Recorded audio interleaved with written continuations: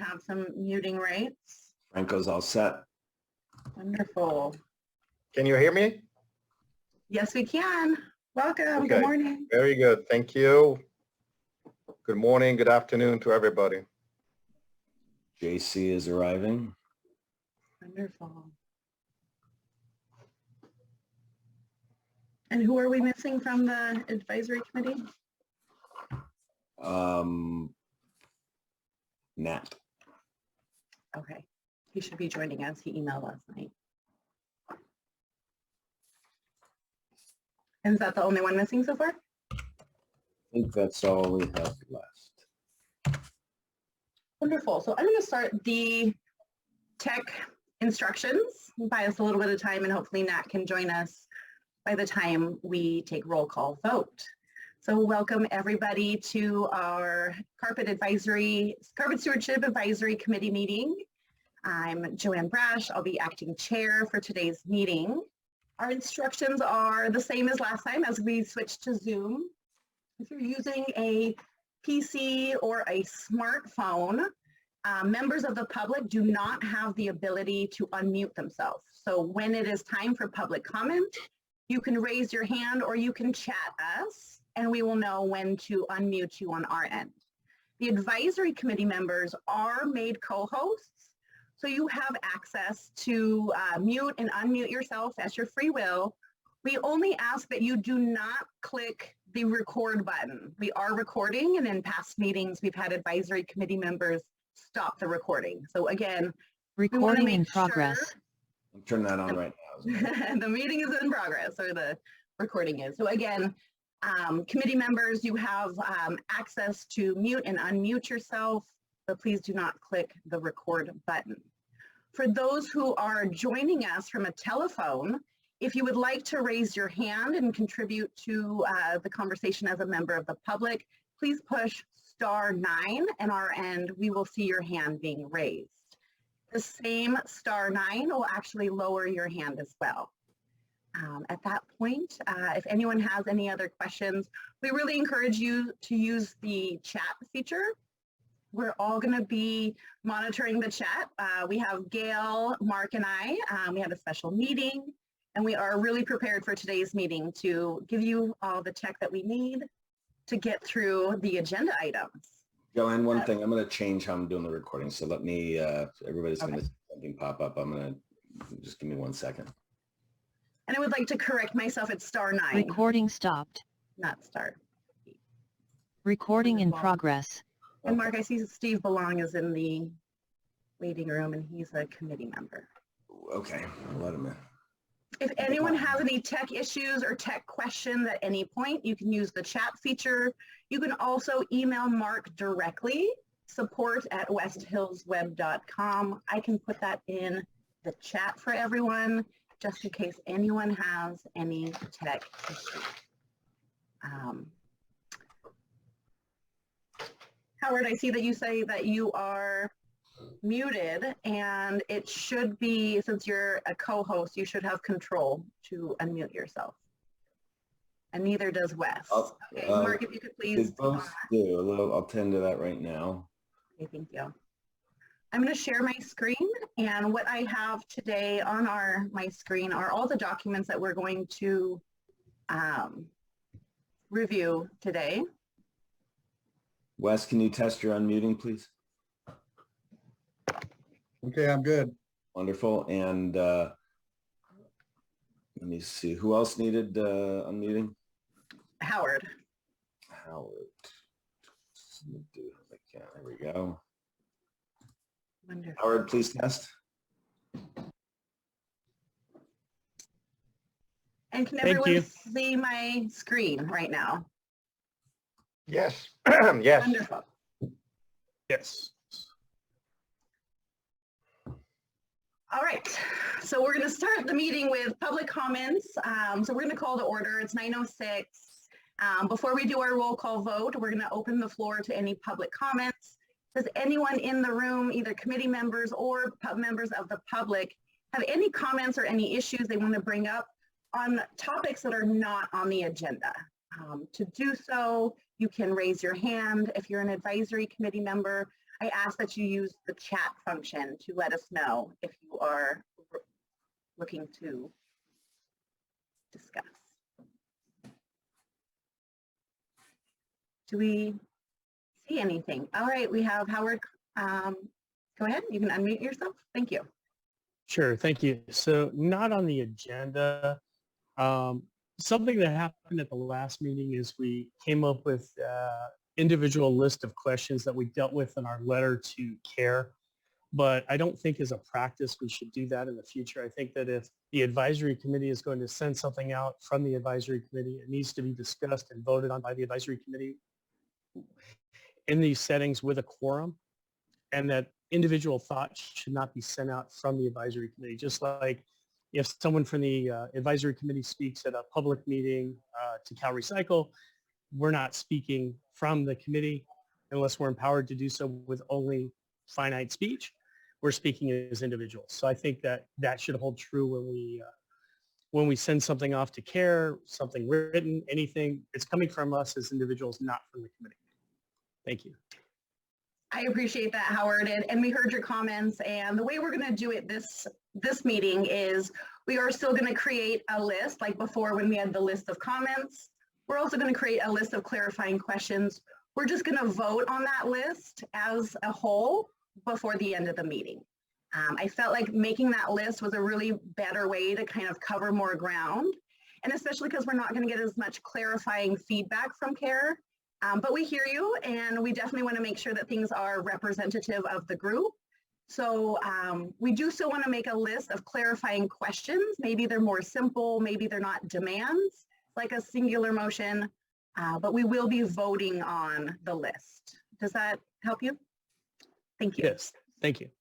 Also, in that context, there's some things that were could be thought of as a clarifying, like a question, but could also be actually posed as a recommendation.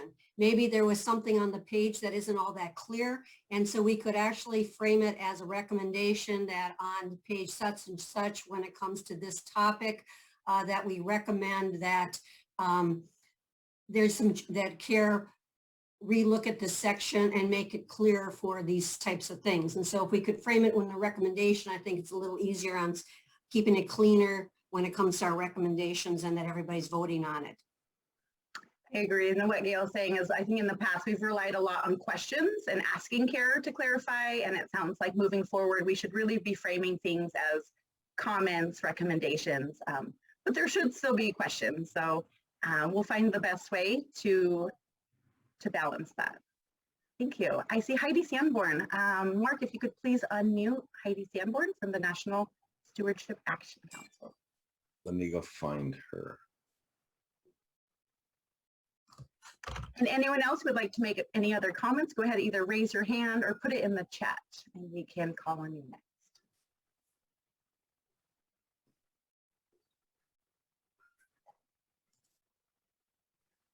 Mark, have you unmuted her? No, I have not. Hang on, I'm having trouble doing this with her. 1 second.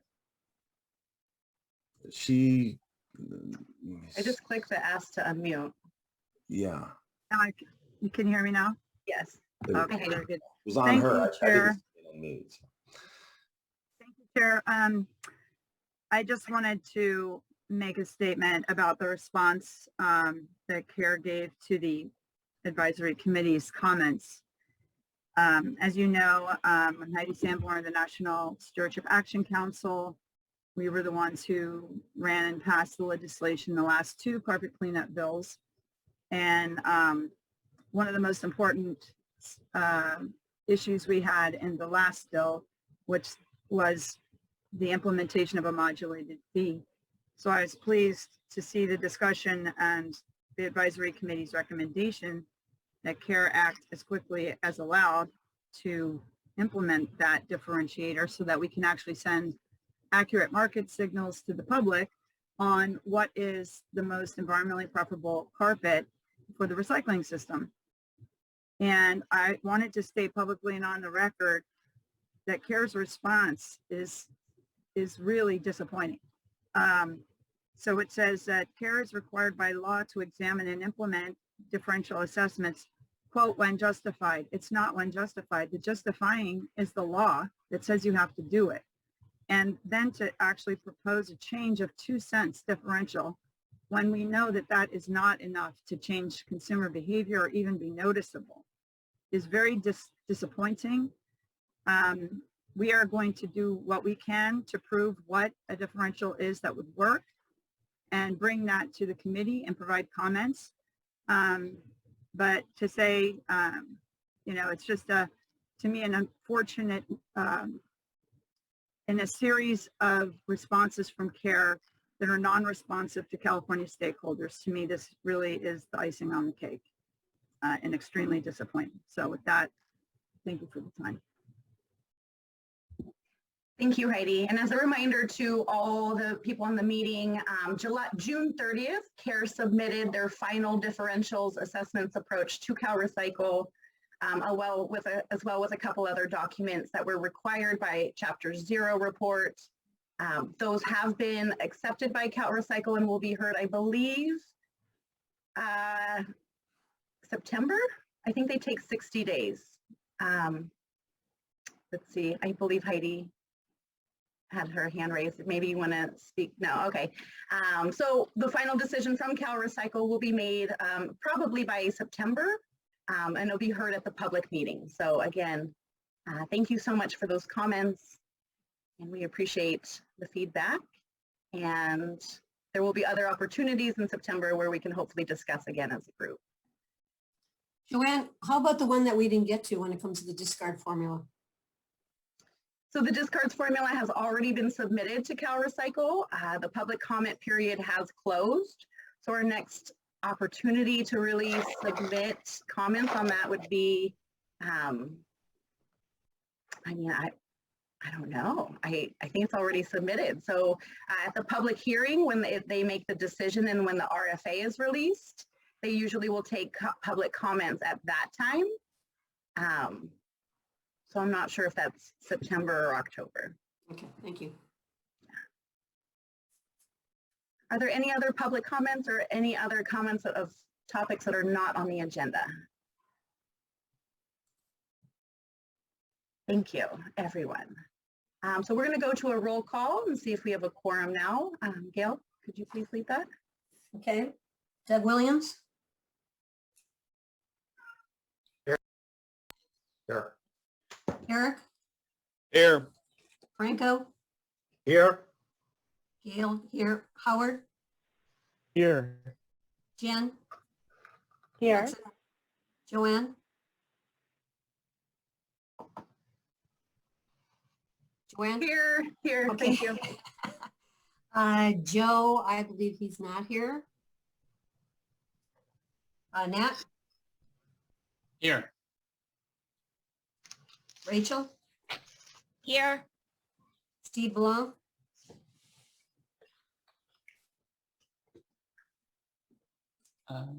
Steve? Is he here? Steve Landreth? He said he couldn't be. Gail? Oh, Yeah, they just finally gave me access to unmute. I'm Okay. present. all right. I thought you were here. Hi, Steve. Wes Here.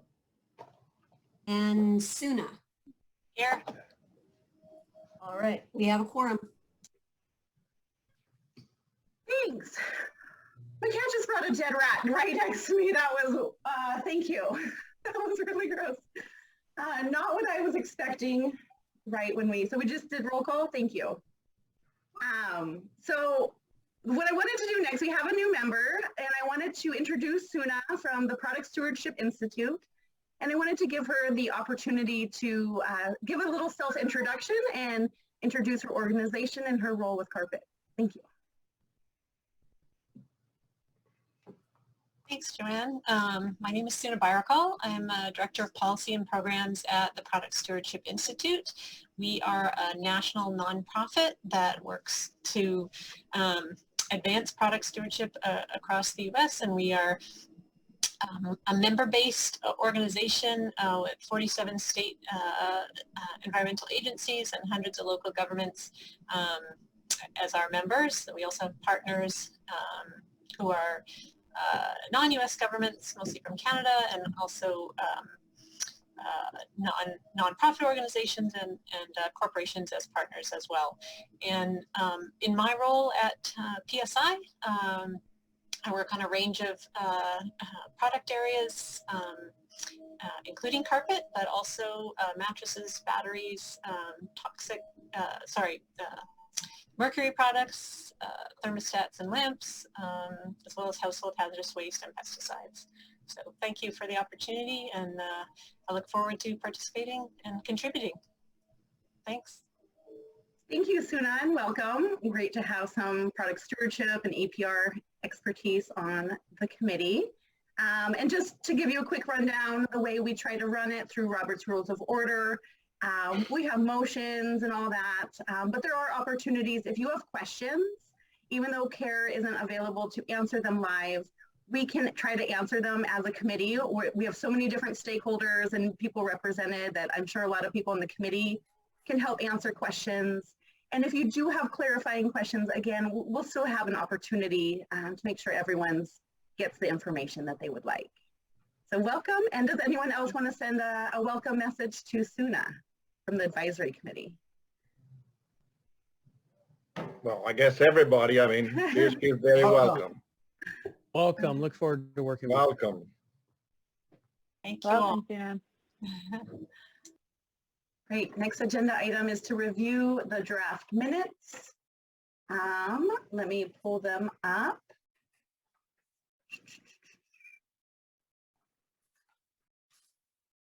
Here we have the minutes from May and 11th.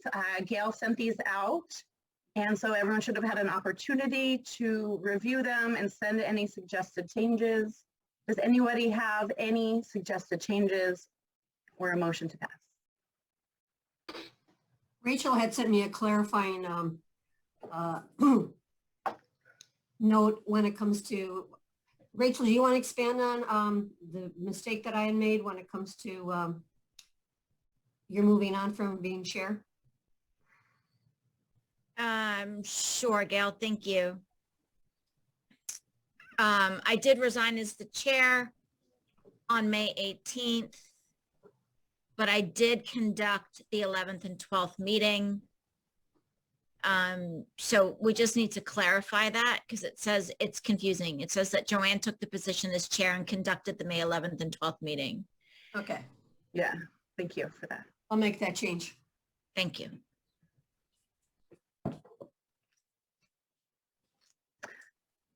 Are there any other comments from the advisory committee before we open it to the public? Do members, yep, Howard, thanks. Thanks. No, I think just on the clarifying questions and comments, if we could add in that those were not voted on by the committee. Similar language to what we did on the letter that we sent in. Okay. Gail, can you please copy the language from the letter word for word? I will do that. Thank you. Great. Any members of the public have any questions or comments on the draft minutes from our May 11th meeting and 12th?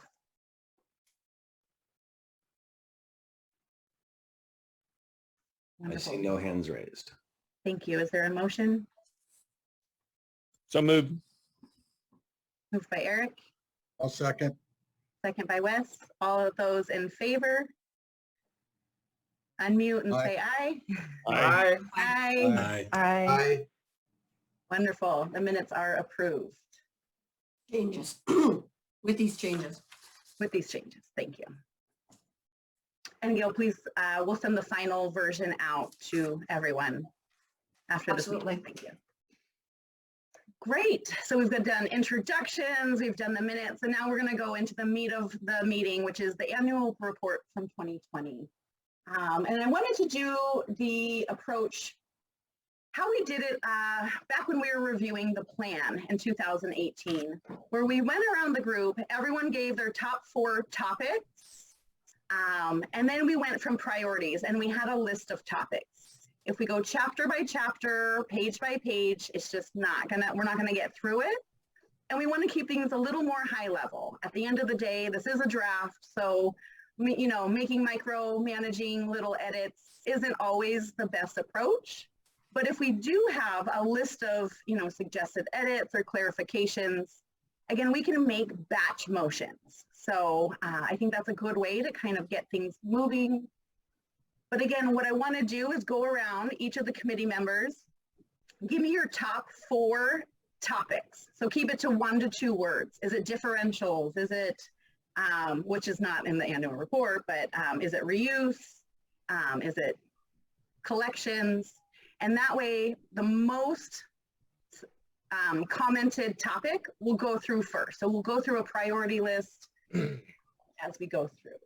So I'm going to just call on people one by one and go ahead and give me 4. If you have more than 4, we could be a little flexible. If you have less than 4, that's no problem either. Wes, can we start with you, please? Sure, pick on the old guy. How you doing, everybody? Yeah, I didn't really have a lot of concerns with the report other than I'd just like to get more information on the reuse strategies for the future, especially with broadloom, which we know is very difficult. And basically the broadloom reuse and carpet tile reuse. I don't know if that counts as 2 or not.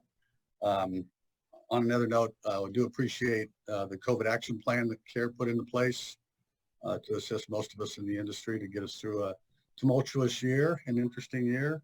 Other than that, I'm just now we're experiencing the regional outreach in the San Francisco Bay Area, which I also appreciated. That was going to be kind of one of my deals, but luckily that all came through and they're doing a wonderful job there. So I would like to see if we could get our heads together strategy wise for more of the flooring supply houses to come on board for collection.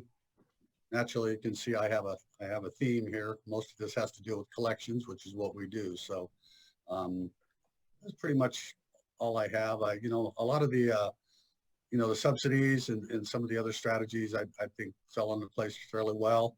The differential assessment, I didn't think the 2 cents was a huge difference.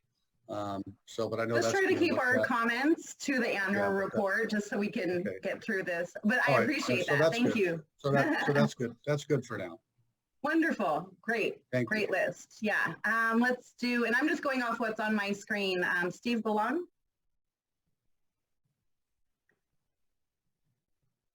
Yeah, I like what Wes said about the reuse strategies. I'd like to hear more on that. And then as far as what we're doing on outreach, and then just to piggyback off of what Wes said, maybe add education along with, collection at the supply houses as well. So.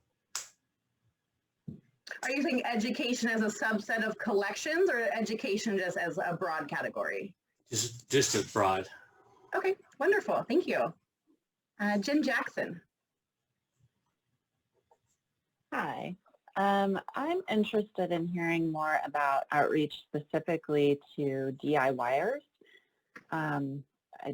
There's the outreach to the retailers and to various other entities, but specifically to people who might remove their own carpet. And then I'm also interested in understanding the different outlets for different materials, so PET, PP, et cetera. Okay, I'm going to call that end markets. Great, thanks. Yeah, wonderful. Thank you for that. Franco? Yeah, I think I can have 2 topics there. The first one would be the disappointment toward the announced refusal of CARE to actively participate in the current session. I heard already that there are people asking questions, wanting to know things.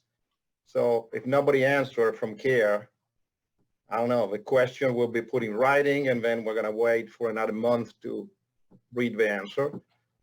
More on the topic of the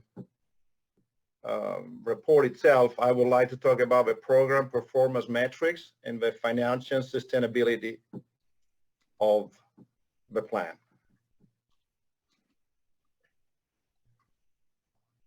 Thank you. Suna, you're on my screen, but no pressure. I know you were appointed pretty recently. Did you want to add anything?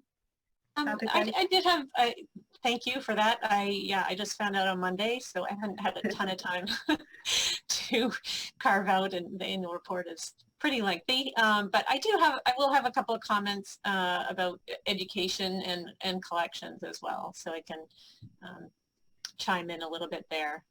Thanks. And I put collections ×4 because it seemed like everyone kind of said something so far. So next on my screen is Doug Williams. What topics would you like to discuss? I think the most important thing is the collection strategy. So you might as well put ×5. That is the most important part. Wonderful. Thank you. Mm-hmm. So next on my screen, I have Howard.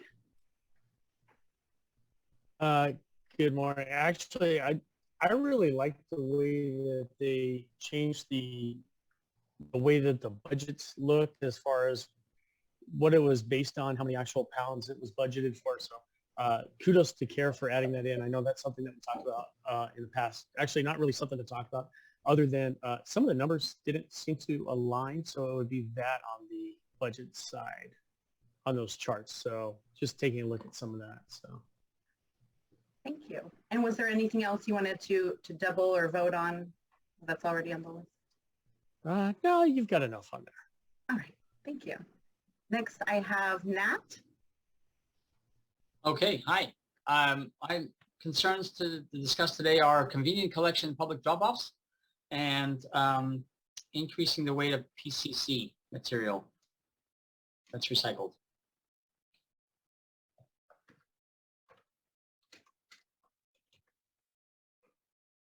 Thank you. Eric? Hey, good morning, all. Most of what I had has already been said, Joanne. Definitely collection strategy. So I'll second Doug and everybody else. That obviously is probably the most critical issue of the program right now. I'll second, Franco on the financial sustainability of the program. That's important. I guess there's one specific thing that I'll add, and that is the annual weight survey for discards. There was a pretty big drop in the average weight per square yard of carpet. And that's important because of how it affects the denominator in the recycling rate. And so we just need to understand sort of why there was an 8 or 9% drop in that. Thank you. And Rachel? I'm going to go ahead and obviously piggyback off of the collections. That's really the main topic for me. Okay. Thank you. I'm just going through the list to see if there's anyone I missed. Gail, did I miss anyone else from the advisory committee who wants to contribute? Yeah, Gail, thanks. Okay, I also support collections, but I like it for us to kind of look at the big picture of it, because it seemed like within 2020 that was brought up many times, including to the Recycling Commission, that there just wasn't enough collections able to meet the numbers or support, the collections, the recycling facilities. I mean, that's one of the reasons we put our facility on hold, because we didn't think we'd get enough carpet. And Eric did a study for us, and so he's got some background information when it comes to collections. So just if you want to just add kind of the big picture when it comes to collections of where we at going forward. Then I'd like to add to the discards weight and go maybe make a / formula, because it does very much affect what the recycling rate is. And there is, bragging throughout the report that too bad the recycled output went down, but the recycling weight is way up, and that's just because of the denominator. And so that denominator needs to be correct. So I think we need to talk about that. Then the other one that I liked, and when it comes to capacity, processing capacity, there seemed to be a lot of confusion when it comes to the numbers. and Let's including. just stick to the topics and we can that sounds describe it fine. later. And then the last one, and this one is the new one, is to add on to it, in and on-ground applications of recycled output.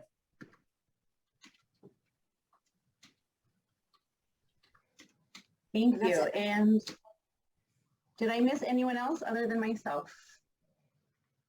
Wonderful. Thank you everyone for the list. I'm going to vote for reuse. The other thing, collections, but specifically was supply houses for me. The other thing on my list that I wanted to talk about was advisory committee. And then the other thing I wanted to add, and it could maybe be, I'll just add it as its own thing, was just the format and structure and of the report itself. Does anyone, now that we've gone through everyone on the group and then we've gone through the list, is there anything else that anyone wants to either upvote or add? Joanne, I'll, give you another vote for 12, seeing that the report was over 400 pages and there was a lot of duplication in there, and that seems like it could be cut down. All right, thank you so much, everyone. What I'm going to do real quick is just reorder these based on what has the highest number of votes. And then we can just kind of go around and start talking about them. Give me just a moment, please.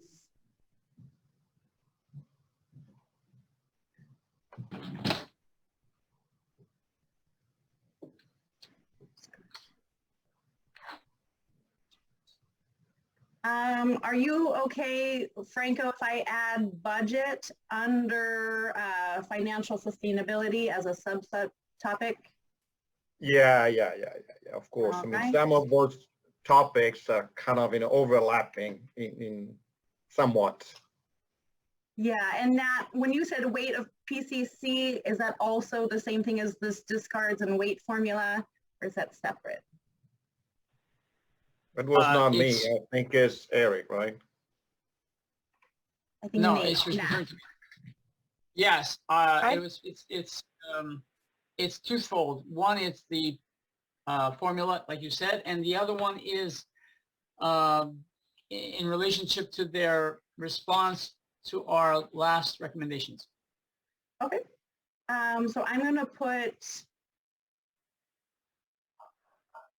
I'm going to kind of separate it out. So I'll put it as a vote for the weight formula, and then under advisory committee, I will put it specifically to responses such as weight of PCC. Thank you. Joanne, could I ask a quick question? Of course. So I'm wondering if in and on-ground applications of recycled output is part of end markets. I'm not sure who suggested 11, but I would be very interested. So I put 2 in before, and that I would make one of my interested topics. Jen, that's a good add, because it is absolutely about the end markets. This list is not exhaustive. As we start getting into things, if we want to add subcategories, that is fine. If we don't get to certain categories because it got addressed in another one, that's fine. This is really just here to guide our conversation. And if I might, excuse me, Joanne. Yeah. I think that just trying to put things together instead of having a very long list, performance metrics can be either part of discard weight formula and financial sustainability, either one.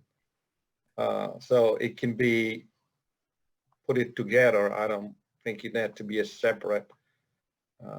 So you could call it discard weight formula and put it into that category. So that would be a by 4 instead of a by 3.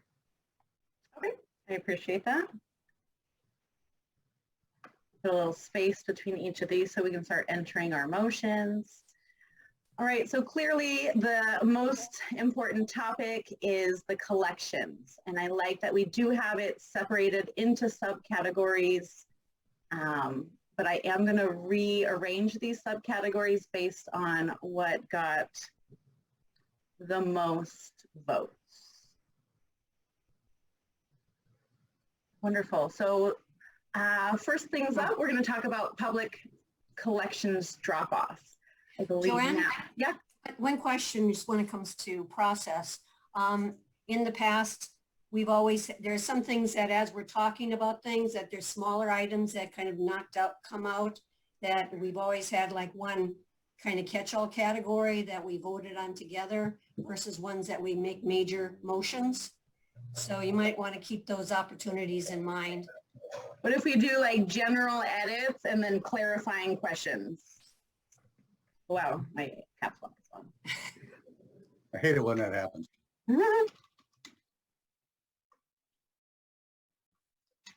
And just as a reminder, we can add things to them, but they will get voted on as a group. The other thing I just want to also add is as we start getting into this conversation, if you do want to make a comment, we do want to encourage you to use your hand or use the chat.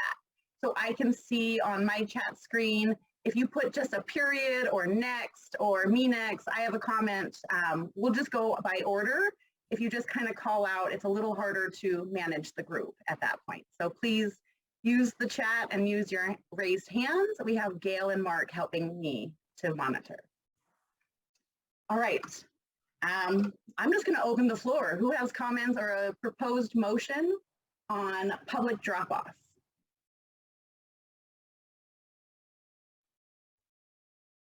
I see no hands.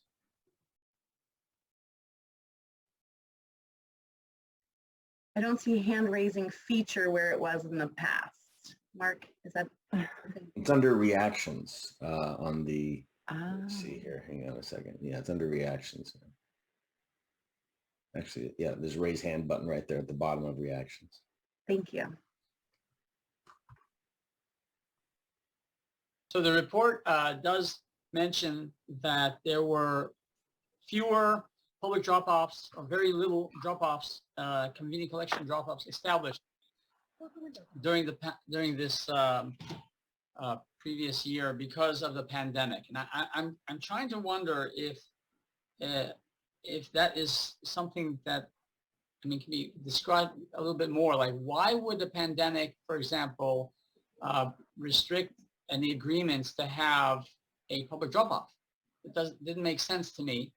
At least they could have established some kind of agreement to set up new drop-offs, but they didn't do that. And so I'm just wondering if that's going to be viewed as negative by CalRecycle.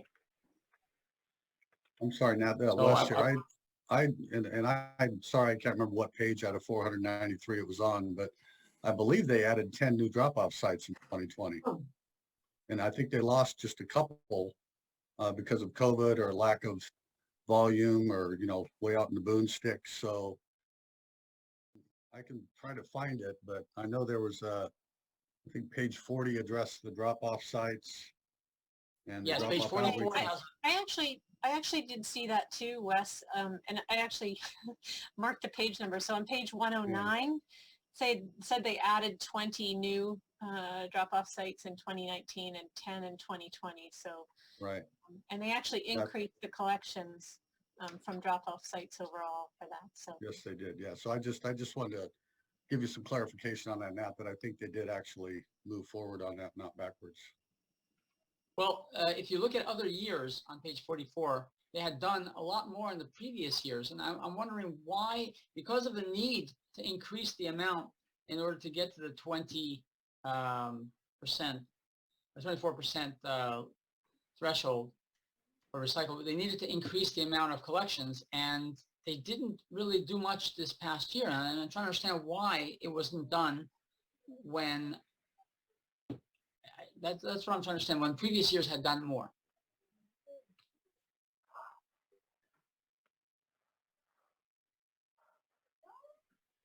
And is there maybe a clarifying question or a recommendation to add more explanation? Yeah, I'd like to make a motion that a paragraph be, or a little more description, a detail be added as to what particularly pandemic due to stop any more drop-offs being added on? Is it inability to reach local governments or to make arrangements? I'm not clear on that. Why would, it seems to be an excuse that I don't find holds good weight.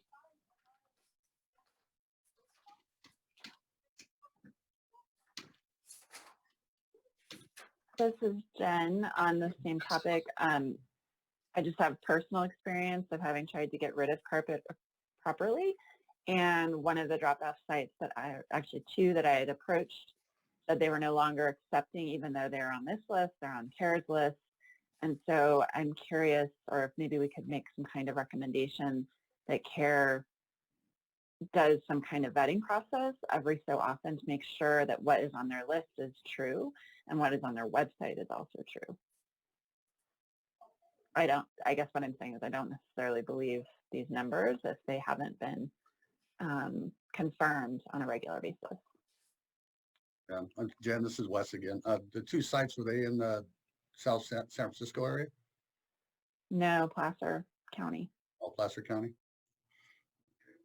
I know one of them collects in Placer. That would be the Nortec facility in Western Placer County.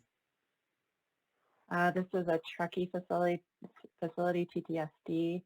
And then the other one, I have to go back and look at the appendix real quick. Okay, well, unfortunately, as we all know, CARE's in listen mode today, so they can't defend themselves on some of these, and I'll do a little defense for them.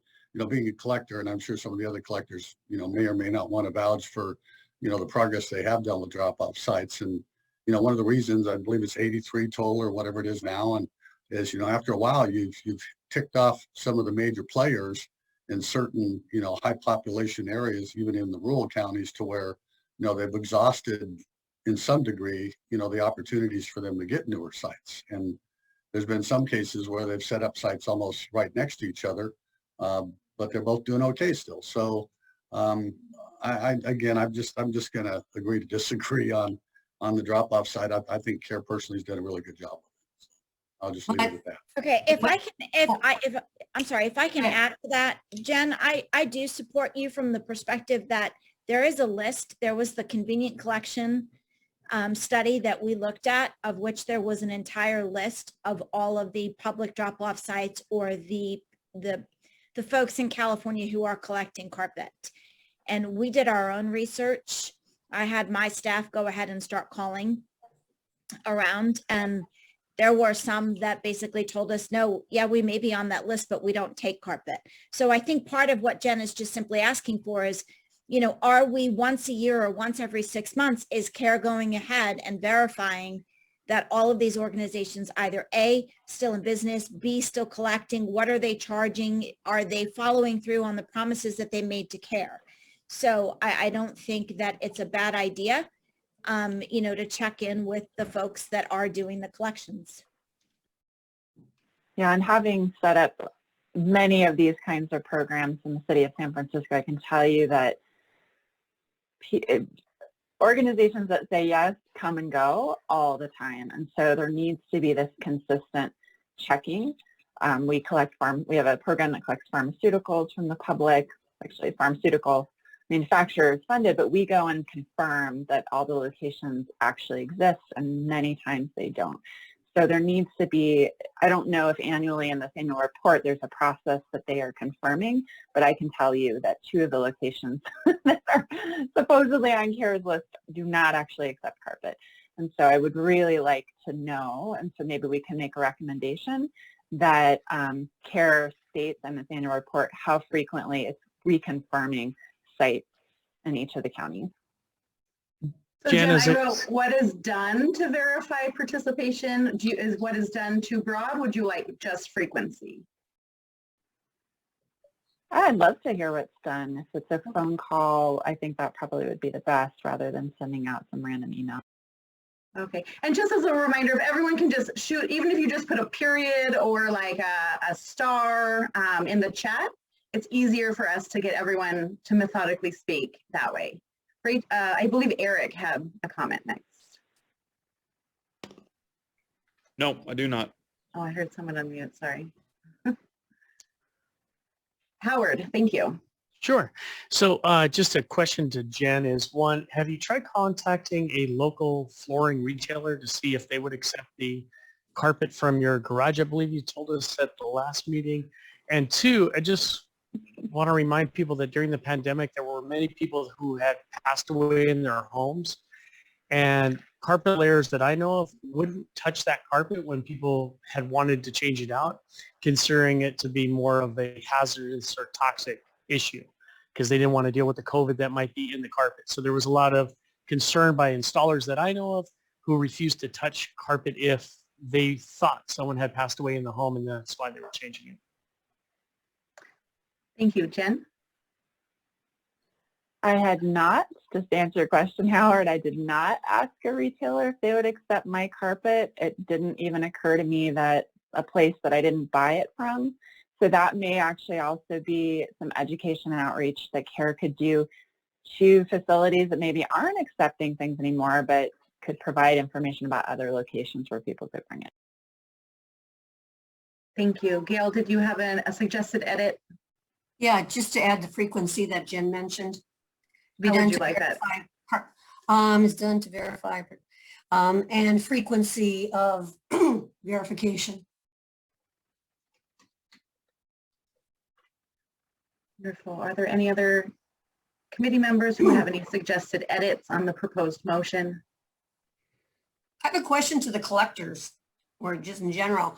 I know in there they said that their goal was to make sure that there was one collection site per, I think it was just under 500,000 people. And I'm wondering, in areas like San Francisco, and I know down in Southern California, maybe there needs to be a distance too when it comes to the really big urban areas. And so I'm just wondering whether or not number of people is adequate, or there also should be some also additional qualifier for densely populated areas. Thoughts? Do any of the collectors want to speak to that? Nat, I saw you unmute. That she's referring to private collectors, I think, right? Gail, are you referring to private collections? No, I believe it was criteria, and I was having trouble finding the page, that it was a criteria that CARE had when it comes to their goal for drop-off sites. Once they have one per county, then how many ones that they would have.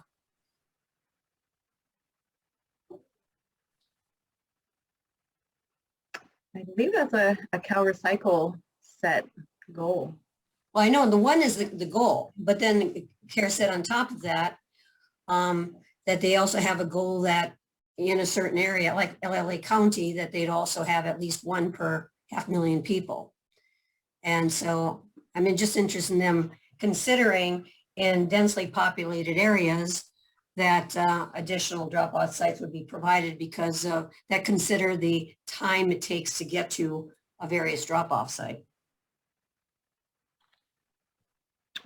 All right, so are you suggesting either adding a second motion on goals, or either we can add goals to the performance metrics discussion? No, I was just asking a question when it comes to if anybody else thought that was a needed thing, but if nobody thinks that's a needed thing, then I'm, next. I just want to say that, Gail, it adds to the idea that if they added only 10 drop-off sites, they're not moving at a fast rate. You probably won't see many added to areas that don't have, that already have a drop-off facility. So if a county has one drop-off facility, they're not going to run to add another one at that point. And they're going to look for another county that doesn't have one, probably. Well, I know in San Bernardino there's 4, but 3 of them are on the other side of the mountain where there are much less people than where there's people, down by Ontario and Rancho Cucamonga and those areas. All right, I have, so did you feel like your answer got questioned? Otherwise, we're going to move on and focus on the motion. All right, can I just chime in? Yeah, I do have Howard next, but Howard, was your question on collections or the motion? It was on the motion, but you know what? Let's Suna go, and then I'll just speak as the way Thank we you. have this motion worded. So Thank you.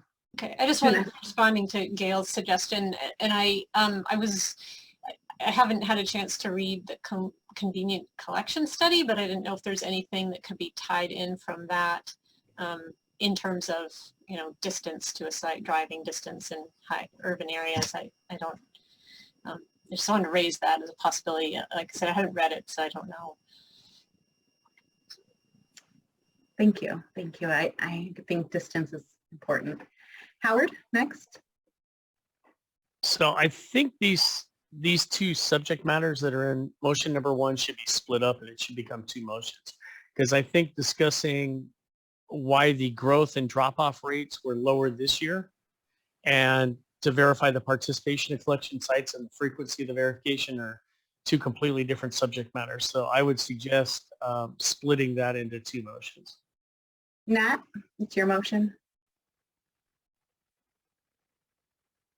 Yeah, that's okay with me. I know that Jen wanted to focus on the frequency, which I agree it's important. I'm not saying not to make the motion. I just think for clarity, it would be better to make two motions out of it. Okay, I'm okay with that. Yeah, so go ahead. If Jen wants to create a second motion, that'd be fine. Or I'll motion that as well. Sure, I'll move to do the separate one about public drop-off locations, how often they are being verified and how by CARE. Motion 2 is actually forwarded first by Jen and seconded by, I'll second it. Okay, thank you. Are there any AC comments on either of these motions while they're on the floor? Joanne, can you hear me? I can, thank you. Okay, I've been throwing in asterisks and all this stuff in the chat room and nothing ever I'm came up. not seeing it. Make sure it's sending to either everyone or me. It's good. Looks like it's going to Mark directly. Okay, Mark, please keep an eye on that and let me know. Yeah, so anyway, I started doing it way back when Gail asked her first question of the collectors. So it's been about 10 minutes ago. But, I'm sorry. Yeah, I just wanted to address, just as quickly as I can anyway, that, the per 500,000 people population, blah, blah, blah, is one of the things. Another thing that a lot of people have to take into account for is there are a couple huge haulers, franchise agreement, big guys, one of them's based out of Texas, so you might want to be able to figure who that is without me mentioning names, to just absolutely refuse to bring on carpet collection in their sites. And they operate some of the biggest sites in the Bay Area, let alone California. And 2 out of 4 of the largest haulers, franchise agreement haulers, that are operating landfills and transfer stations have no desire to collect carpet. And that is an uphill battle with most of us collectors and absolutely for CARE. So I've knocked on one particular landfill's door for 9 years now, and all I ever get from is it's cheaper for us to bury it. And that's an answer I'm tired of hearing, and it's sad. And that's why I think it's really up to the local ordinances to get involved, the cities and the counties. And, we need to start knocking on the local government's door. It is a California stewardship program, and they're part of California. And I just think maybe some heat needs to be put on the cities and counties, and some of them who are, supposedly very environmentally conscious counties that aren't moving on the big waste haulers. So I think it should be a part of their franchise agreement, period. So that's all I'm going to say about that. As far as motion number 1, I personally, I'm going to vote nay on that because I think it's an unnecessary motion, because there were actually drop-off sites added in 2020, did not go backwards, and there was this little thing going on called COVID during then, so I don't really think we need an explanation from CARE on that. That's it. I'm done. Thank you. Thank you, Wes. Matt, did you want to respond? I think for clarification, it's important to add a paragraph or 2 to describe why the pandemic affected the ability to add new drop-off facilities. That's the idea. Because if you look at the numbers, they added more drop-off facilities in the past several years. So why would this year be less. They should be increasing the number of drop-off facilities. Okay, there's a reason, if there's something that happened, they should explain how the pandemic did affect it. Just the fact that it's a pandemic doesn't necessarily mean you can't have an agreement to have a drop-off facility. So my concern is that there has to be more clarity and transparency as to why they're not increasing the number of convenient collections, especially when we had a number of convenient collection questions that, to clarify in the last meeting, and CARE didn't want to respond to those. Thank you, Nat. So I added just a few words, add explanation as to why the pandemic led to fewer recruited sites. Is that enough clarity? Acknowledging that there was the pandemic, but we wanted specific reasons. Sure. Again, the idea of the annual report and our review of this annual report is to help make it a better report so that it's more transparent and explains what's been going on. It's not to deride or to condemn CARE for not doing something. It's just to help them prepare a better report. Absolutely. Thank you. Are there any other comments from the committee on motion 1 or motion 2? And Jen, just clarify, did you second the first motion? No. Okay, we do not have a second for the first motion yet. I will second it with that additional amendment. Okay. I'm going to read the motion one by one. We'll do motion 1, open it to public comment, then vote. Then we'll do motion 2, public comment, vote. Motion 1, add explanation as to why the pandemic led to fewer public drop-off sites recruited in 2020. Motion by Nat, seconded by Jen. I'm going to open it to public comment. Are there any public comments on this motion? Reminder, you can either chat us with the asterisks, or you can raise your hand and we will unmute you.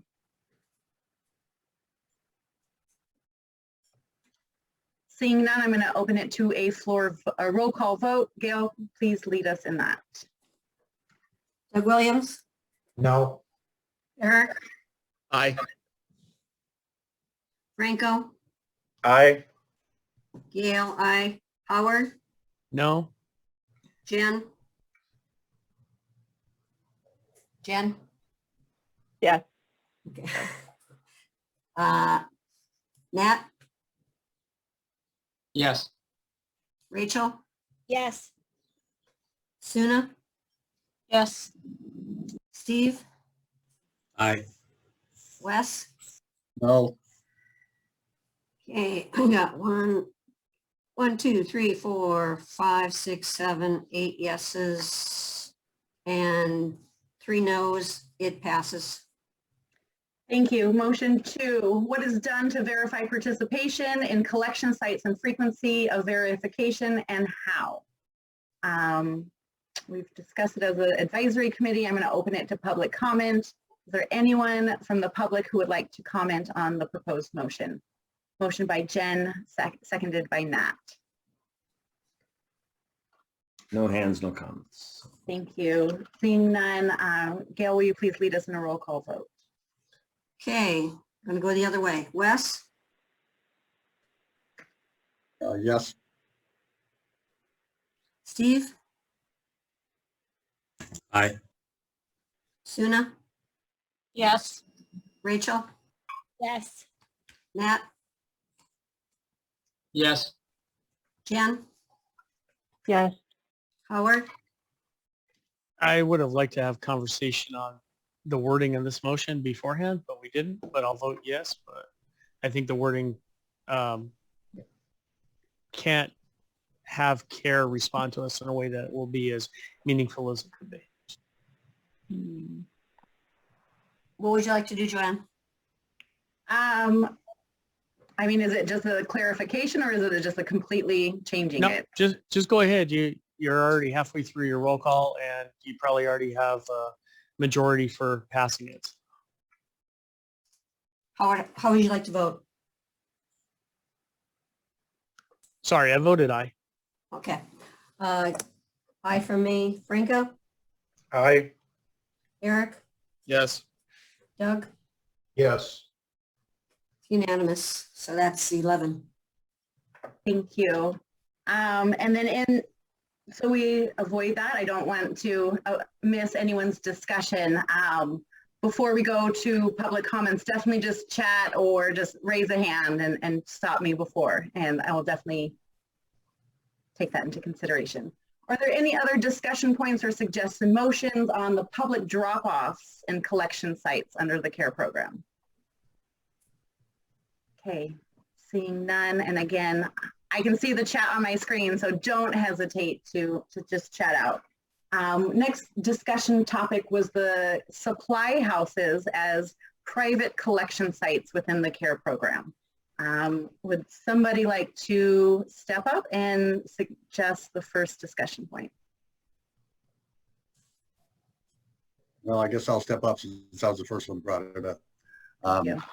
Yeah, I basically, again, it's another headbanger, like some of the haulers I just mentioned. Is I'd like to try and find out, I don't know if you really this is a motion or not, but in asking CARE, what types of objections are they hearing from the flooring supply centers throughout California? Is it not enough space? Is it don't care to do it? Don't want the liability? Because I personally, I've visited a few myself, and I've heard a lot of various reasons why not. And it just seems, you know, and I've put together marketing programs to increase their business, maybe bring in installers from other local supply houses, you know, because they recycle and the other one doesn't. And then CARE kind of took the baton a year or so ago. Again, I know COVID, you know, obviously interrupted all of us, but I'd just like to find out what some of the objections are that they're hearing from the flooring supply houses, because I know they've done a lot of tabling events, which is awesome. But I'd just like to see why some of the branch managers and owners of these particular, especially the large chain ones, which there are a couple few in the state, what their objectives are. Thank you. Thank you, Wes. That's a really good point. Would you like to frame it as a recommendation or ask it as a clarifying question on that list? I think just a clarifying question, because I know they're doing things, but I'd just like to find out what some of the reactions and objections are.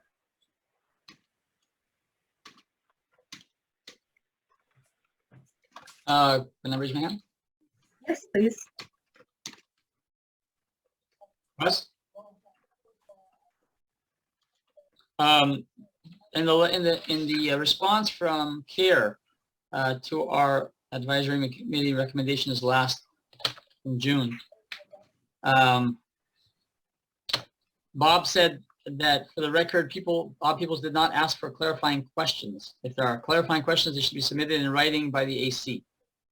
So are we doing that now? We are. And, you know, every other meeting before that, we got our clarifying questions answered.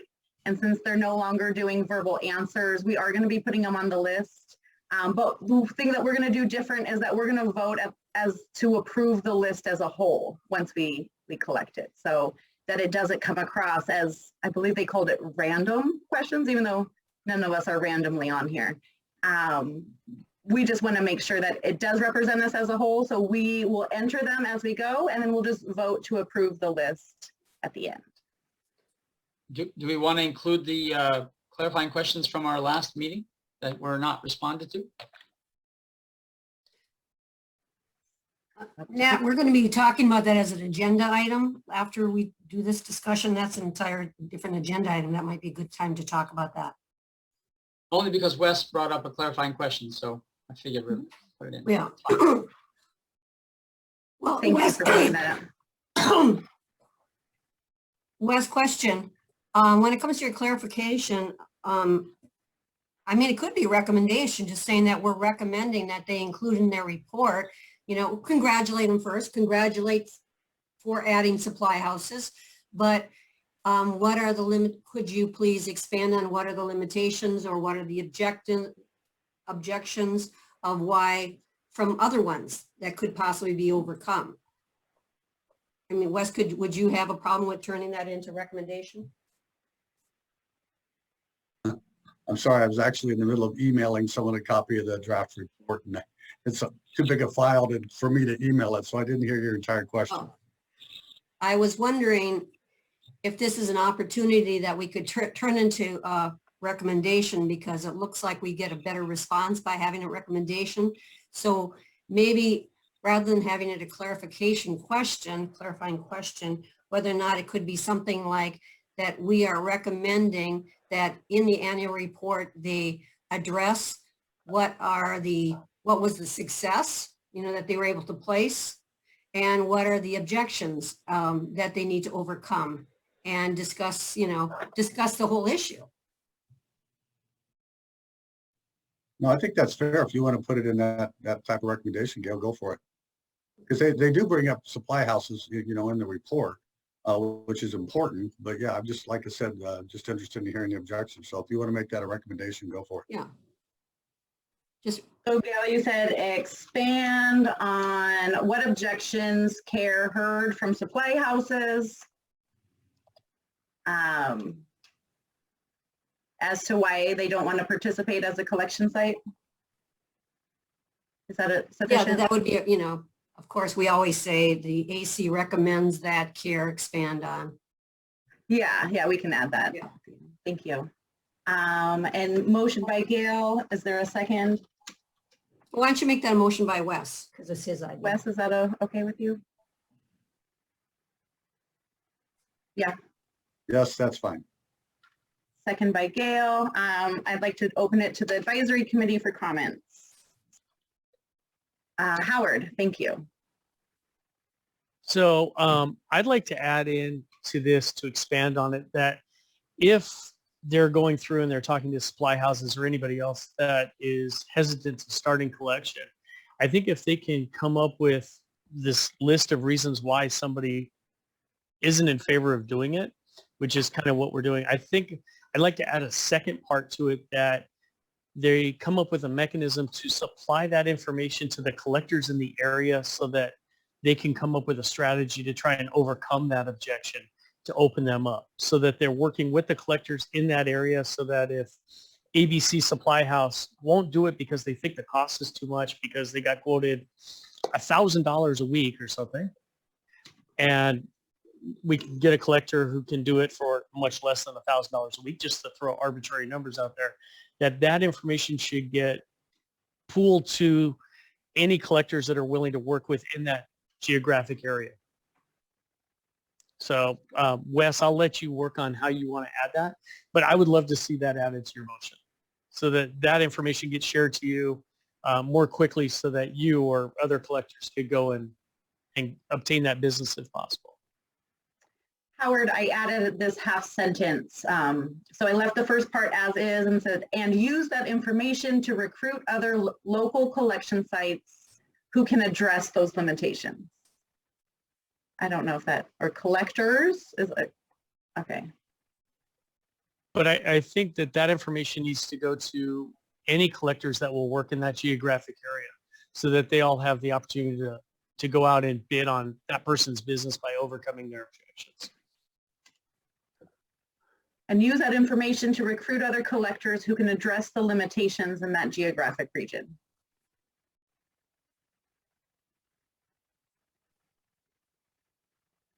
That's fine. I'm sorry, I'm having some technical issues. I think it would be more provide that information to collectors.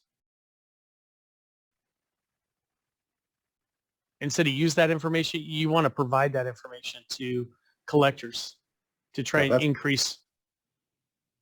Yeah, that sounds good. That sounds good, Howard. I'm sorry, like I said, I'm having some technical issues here. So. No problem. Okay. And the motion was by myself, and I think Gail did do the motion. Second on that, by the way. Thank you. Thank you. That I can see. Everything else has kind of gotten squirrely here all of a sudden, trying to figure it out. Is there any other comments from the advisory committee? I'll read it for those who maybe have some tech issues. Expand on what objections CARE heard from the supply houses as to why they don't want to participate as private collection sites, and provide that information to collectors who can address those limitations in that geographic region. Motion by Wes, seconded by Gail. Any other comments? I see Suna has their hand raised. Yeah, I was wondering, because we don't know exactly what those objections are, whether we want to add, I know I'll make the sentence even longer, but add something along the lines of, provides that information to collectors who can address those limitations in that geographic region, or suggest other strategies to try to address those objections or those barriers or obstacles. Sorry, that's not very succinct, but because as I said, we don't know what those objections are. Maybe there's something else that can be done that might not be just provide that information to collectors. Thank you. Wes or Gail, are you open to any suggested changes?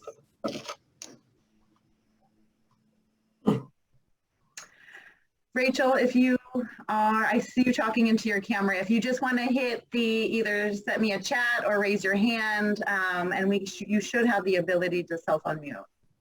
Okay, Yeah, I and do if, have the ability to self-unmute. Let me know if it's okay for me to speak. I don't know if there's anybody else in front of me.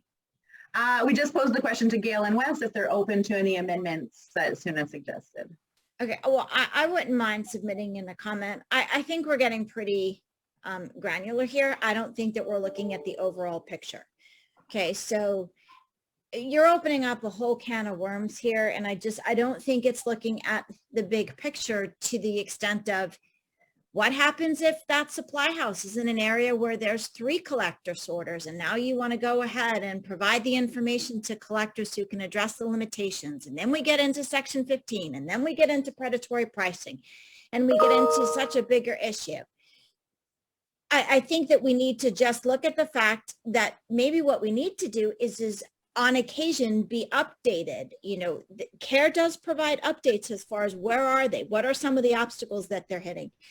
I've got a great relationship with JC. We've already tried discussing certain things when it comes to San Diego and what are the obstacles that we were facing, they're facing. So I to be honest, with the way that this is worded right now, my vote would be no. Rachel, how would you change it? I would expand on what objections CARE heard. I think, again, I think that we're zoning in on supply houses. And it's not just supply houses. It's expand on what objections CARE's heard from overall setting up collections, whether that be from a public drop-off site to a private site to a supply house to a manufacturer to whomever, what it is as far as that is concerned. I just think that we're limiting it to the supply houses. They went through hoops to get that supply house set up. Everything takes a tremendous amount of time. So I just, honestly, if you really wanted my blunt, honest opinion, I think it's an absolutely useless motion. But that's just me. So go ahead and proceed with it, and I'll vote no. So it's fine. That's good. Thank you. I appreciate that. So one thing that I heard you say is that maybe it's a little too specific, but what the information we're getting could be useful to the advisory committee.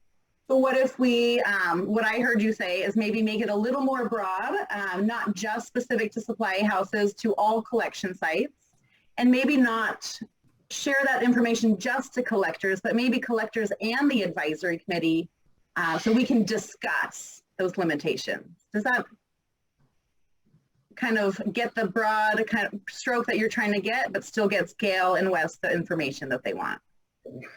Like I said, I think it's just a little too, it needs to be broader than that. I think we need to look at this. This is a 490 something page document. And I just think that we need to cover it something larger than this and look at it just from a bigger perspective. Gail and Wes, are you okay to make this about all collection sites and not just supply houses? Well, and I'm wondering, yeah, go ahead, Wes. Well, collections was a separate topic in itself. So yeah, if we want to get all decisive about it, but the topic at hand was supply houses. I totally understand where Rachel's coming from as far as, where and when to set up so many in a particular area. you know, that obviously that needs to be done tactfully. And, you know, it's just like setting up a public drop-off site right next door to another one. It doesn't make sense. But so that's something that CARE would have to take into consideration on that. You know, again, I just want to hear the objections they're having. That's all I really care about. I don't care where it's at, how big or small they are, how many are on the same block of the street. I just want to know why aren't more supply houses coming on board with the program? Because I think that would be a huge increase to the overall collections if more supply houses were involved, like we're experiencing from the Mohawk and Shaw warehouses right now. They're doing a good job. You know, so it's just one of those situations where you want more carpet, you're going to need to start making some changes, and finding out why they're not bringing on the program is a change. Again, it doesn't have to be that specific to area. I just want to hear why they're not doing it. So thank you. Change the motion however you want. That's all I really care to know. Rachel, would it be helpful if we had something like, when looking for additional sites in underserved areas? So I don't know if that gets to what she's getting at. So what I've done is moved it to the big picture and just expanded it to all collection sites. So the new motion says, expand on what objections CARE heard from collection sites, such as supply houses, as to why they don't want to participate at, and I can erase this private, because we know it might include public as well, and provide that information to collectors and the advisory committee to address those limitations. Yeah, that sounds good. I'm on board with that. Thank you. Howard, I saw that you had a asterisk. Thank you for waiting your turn. My pleasure. So one thing is I would add, instead of from collection sites, it would be from potential collection sites as a suggestion to add the word potential. Are you okay with that, Wes and Gail? Thank you. And also going to something that Rachel had said, that if there's a potential collection site and there's 3 different collectors that work in that geographic area, I think that CARE needs to give that information to all 3 and not pick and choose, and let there be some market-based pricing that goes into effect based on what collectors can do for that person and what economically makes sense to them. Thank you for that. So I added information to all local collectors and just put that all local. Thank you. Any other comments from the advisory committee? Wonderful. We're going to take it to the public. I'm sorry, yeah. Joanne. We don't want to be advised as often as we would want the local collectors advised. So just, we want the local collectors to find out within, 2 weeks, a month, or whatever, of this potential collection site. The advisory committee shouldn't know then. We should find out in an annual report or a quarterly update or something like that. We don't want the day-to-day nuts and bolts of what's going on, but certainly I would want Wes or Rachel to know that, or Doug, that this guy around the corner is ready to go, but we need to overcome this obstacle. But the advisory committee, I don't want to get a call at 2 in the afternoon that somebody might do something. Thank you. I appreciate that, Howard. I think we left it broad enough to where they could decide on frequency. Thank you, advisory committee. Any other public comments? Again, reminder, you can raise your hand or you can chat to get us to unmute yourself. I've seen the chats, no hand raised. Thank you. Gail, please lead us in a roll call vote. Okay, let's start in the middle. Jen? Aye. Nat? Aye. Rachel? Aye. Steve? Aye. Wes? Aye. Suna? Aye. Doug? Aye. Eric? Aye. Franco? Aye. Gail? Aye. Howard? Aye. Okay, passes. Thank you. That's 11. So we did kind of skip over supply houses because this one went a little more broad. Were there any other comments specific to supply houses? And a reminder, there are opportunities to either general edits, general comments, or clarifying questions if there was something smaller you wanted to add. For supply houses, any other suggested comments? All right, seeing none, we are going to go to regional outreach. This is brought up in the context of collection sites and collection convenience. So as a reminder, CARE took an approach in their report. There's a whole section on how they did regional approaches to some of the large metropolitan areas. I am going to open the floor. Whoever has who wants to take the floor? Gail, is that you who wants to take the floor? Well, I'm the one that put that big picture there. And so I had a motion under big picture. Oh, okay. Thank you. Yeah, my concern is to try, okay, we're in motion 3. Just a little background. My concern is the lack of tying in collections when it comes to the recycling rate and the needs of the facilities, especially in California. So here's just a draft, too long, needs to be edited, draft motion. Recommend that CARE determine the amount of PCC, post-consumer carpet, required to meet recycled output needs and recycling goals and facility needs, and whether collection program met these needs, and if not, what changes are underway to meet these collection needs. So just so that they have their eyes wide open when it comes to understanding what needs to come in before it goes out, and that they're in the position to get those numbers. And if it takes giving the collection people more money to do it, you know. Thank you. Did I type that as you wish? Recommend that CARE should determine on a PC card to meet the recycling output needs and recycling goals and facility needs, maybe especially in California.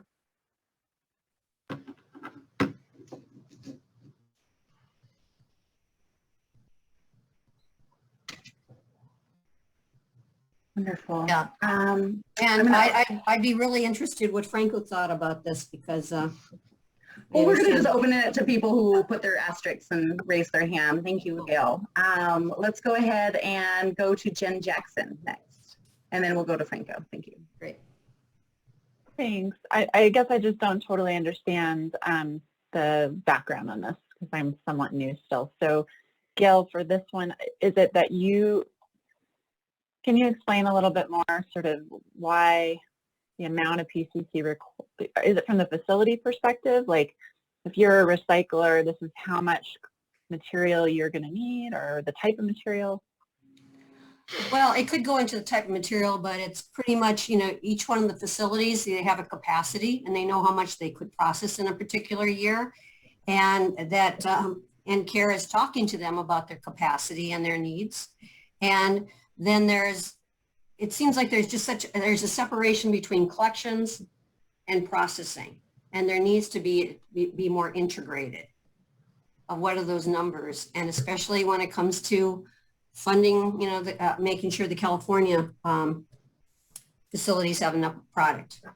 And it'd be great if David Bender could say, you know, if there's some place better that I could word this to.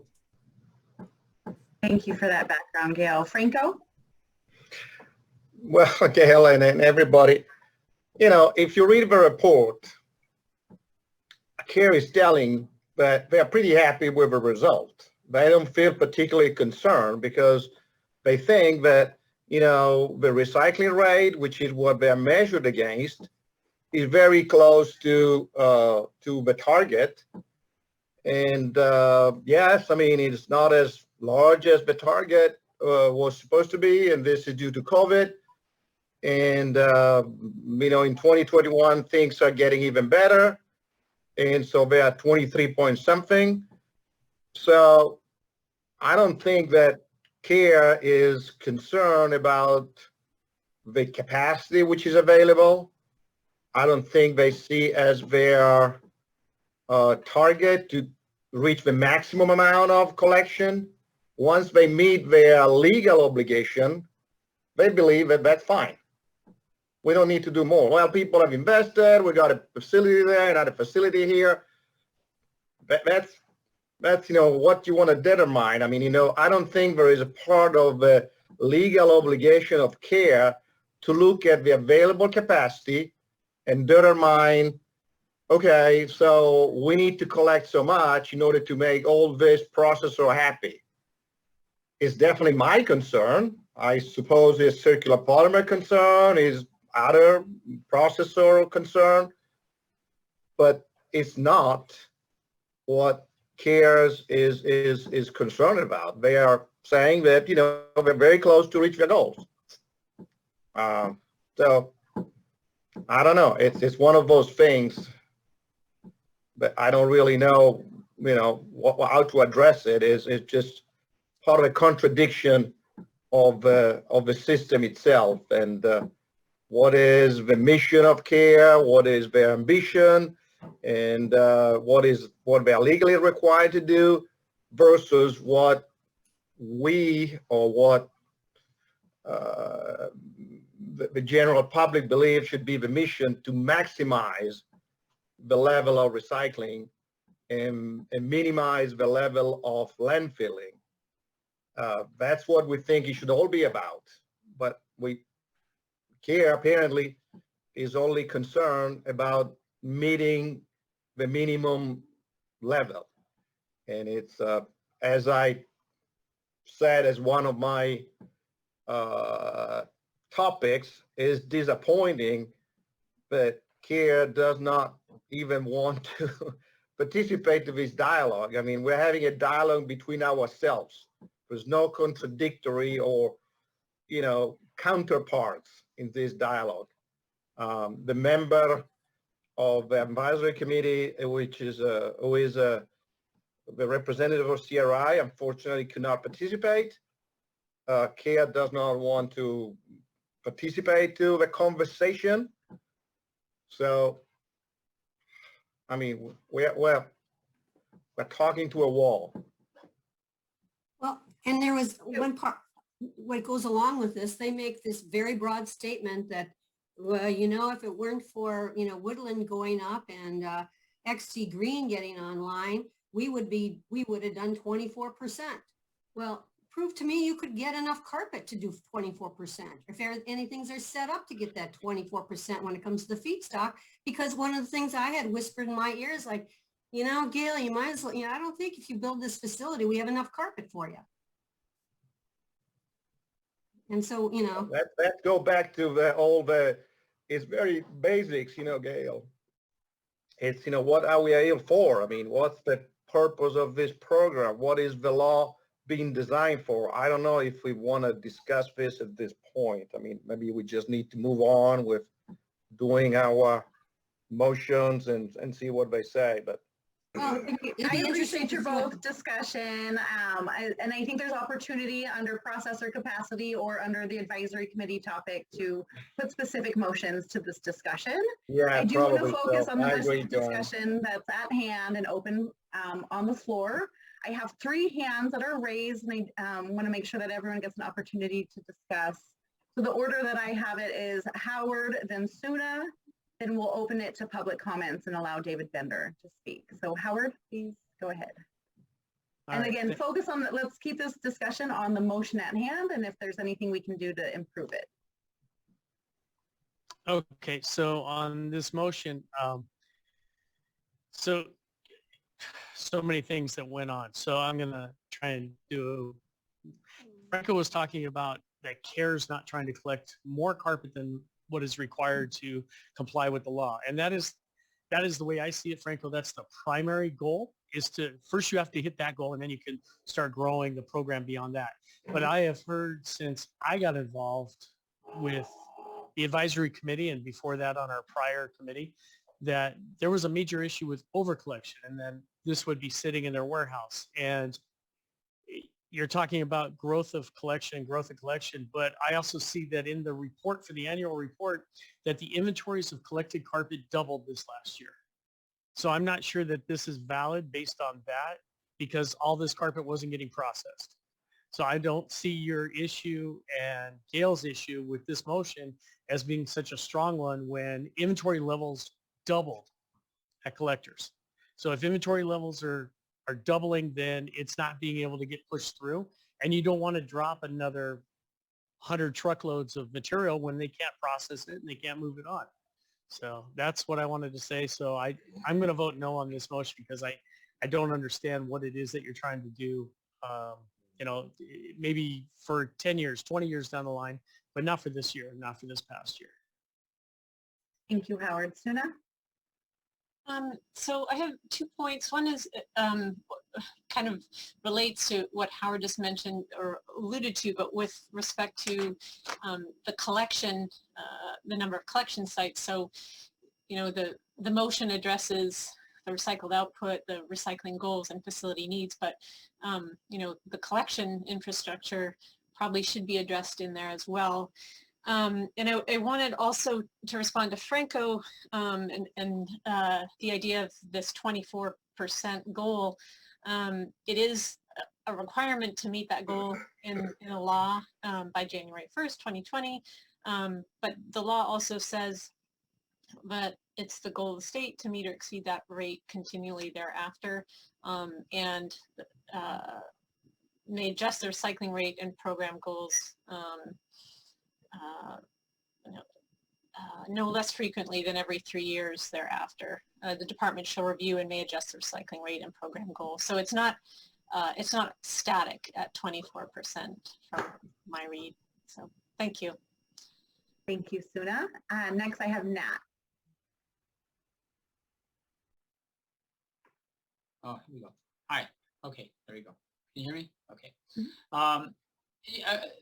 We mentioned this kind of concept in our last meeting where we recommended that we increase the PCC levels to a higher amount, to 20% post-consumer. And KR responded that basically they're not required by any particular law to determine how much PCC they need to put in. And they're just using current industry thresholds and setting it at a 10% level. So I would think that it's not necessary to do this requirement in this particular report either. So I would vote no on this. Thank you, Nat. Is there any other discussion from the advisory committee, suggested edits, discussions, questions, comments? Gail, I see that. Yeah, I'm wondering whether or not I should rephrase it in the context of the fact that the recycled output was down this year. Okay, they didn't make their number when it comes to the recycled output. You can't get the recycled output if you don't have enough feedstock for it. And so the whether, you know, the motion is, you know, maybe I should change it that it focuses on recycled output versus capacity. Or I kind of do have it to recycle output. I'm just, they didn't make their numbers, and whether or not they had enough feedstock to make the numbers, that's the question.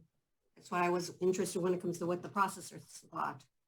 Thank you. And do you have any suggested edits? No, I'd like to hear what David Bender has to say. All right, wonderful. Is there any other comments from the advisory committee before we open it to the public? Thank you. Mark, will you please oh, Doug, is that you raising your hand? Thanks. Yes. Doug Williams. Yeah, Gail, this comment, you're incorrect. Actually, Q1 was 26%. They've actually gone higher. But this is the 2020 annual report. Okay, but what you're saying is they didn't hit their target. Actually, they've gone through it now for the first quarter. It's 26%. So you're incorrect that they've gone backwards. They've actually gone up. Well, when it comes to this report, regretfully, we have to look at last year, 6 months after the fact. So you want to ignore what's currently happening to comment on a report that doesn't mean anything in the first quarter? Our comments are limited to the 2020 annual report and the threshold breaking 24% happened in 2021.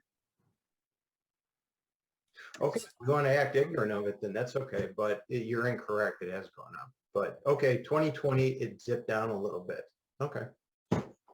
Well, I'm just wondering whether or not what was the reason why?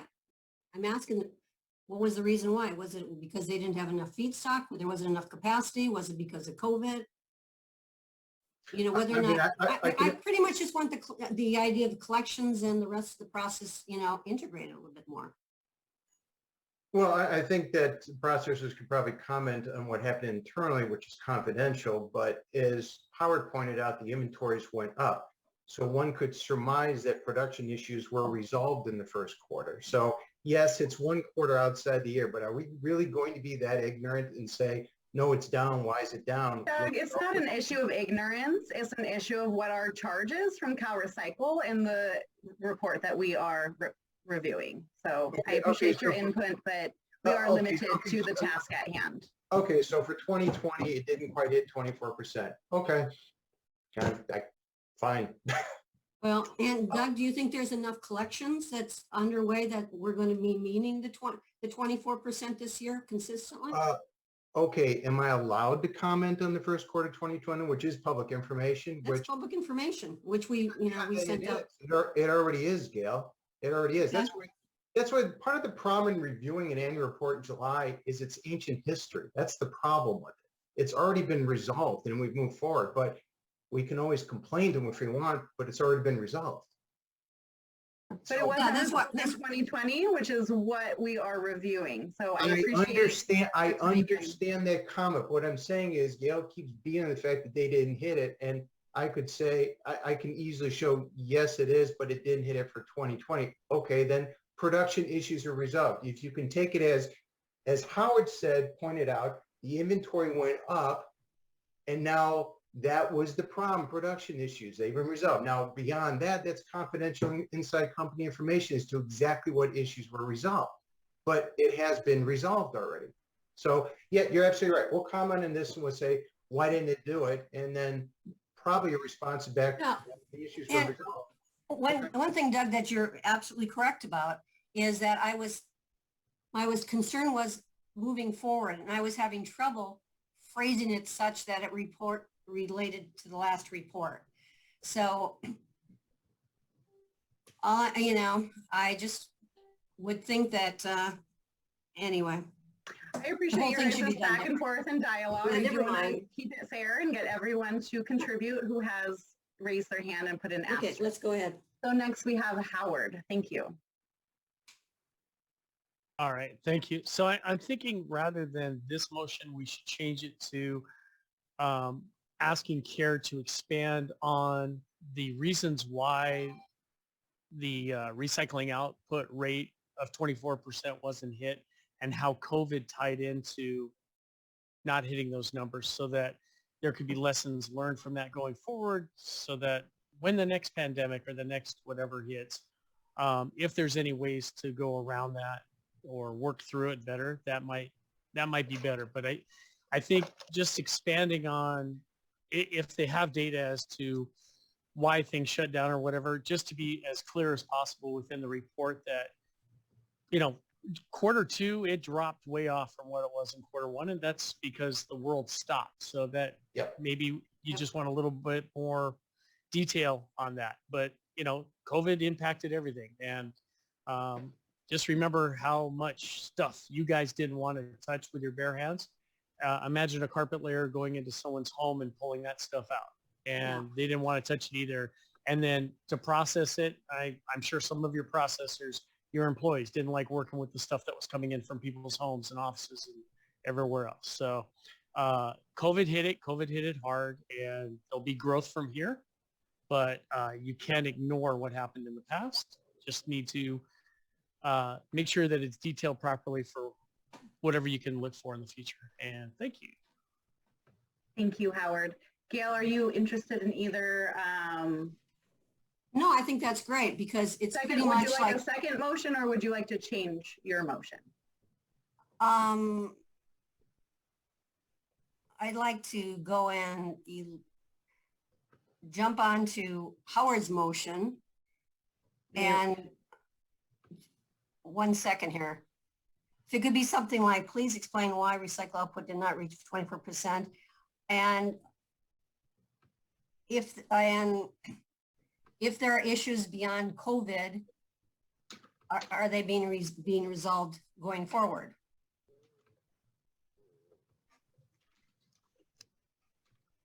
In order to meet the recycling rates.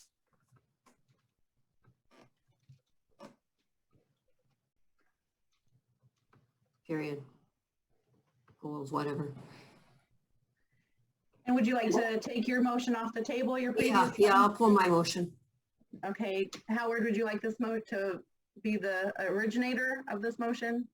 Well, first, is he okay with my change? Well, no, I actually, you're going to delete motion 4 and replace it with motion 5. And actually, I don't see a need to have motion 5 in there because I think that they did explain it well enough in the annual report. So I don't see a need. So I wouldn't want to be the creator of motion now 4. You know, but I think that makes more sense than what you had previously for 4. So, but I don't personally think that it needs to be there because I think they did answer that question well enough within the report already. Yeah, would you like to be the originator of the motion? Well, I'm probably going to pull it all. Whatever. I like to hear what David Bender says. Are there any other comments from the advisory committee before we open it to public comment? Okay, I did the asterisk thing, so I'm trying. I'm not seeing it on my side. Are you sending it? Mark, are you getting those on your end? Just now, actually, I see it there. Yeah. Okay, when you receive them, please chat me or just interrupt me. That's Okay, fine. well, it should be when you put those stars, send them to everyone, please, rather than just me private. Oh, I just chatted. This is a new thing for me, and I'm not very Zoom savvy, so I'm just used to just speaking. Okay, if I may, I actually would like to ask a question. And Howard, I understand that you're on the retail side, and I get that. I will speak for Planet Recycling, as Planet Recycling was in existence during 2020. We didn't miss a beat. We never shut down one day. We continued to collect carpet every single day. Carpet continued to come through. It was handled every single day. Germs, no germs, COVID, no COVID. The question that I have is for whether it be Circular Polymers, Doug, or Wes. Did you find that, COVID restricted you from a collection standpoint? I'm not saying that the world didn't slow down. I'm just asking you, did you feel that your guys did not want to touch carpet because it was COVID related? Absolutely. The 9 Bay Area counties shut down all retail floor covering operations other than Home Depot and Lowe's. They shut down all the retail stores for almost 3 months in the 9 Bay Area counties. So the only people that were selling any kind of flooring were either the box stores or guys out of their garage. Retailers were shut down. I don't know if that was experienced in the LA County area or not. Howard, I'm sure, can move on that. We had a couple very large Bay Area drop-off sites where they discontinued collecting carpet during those 3 months because their guys didn't want to touch them.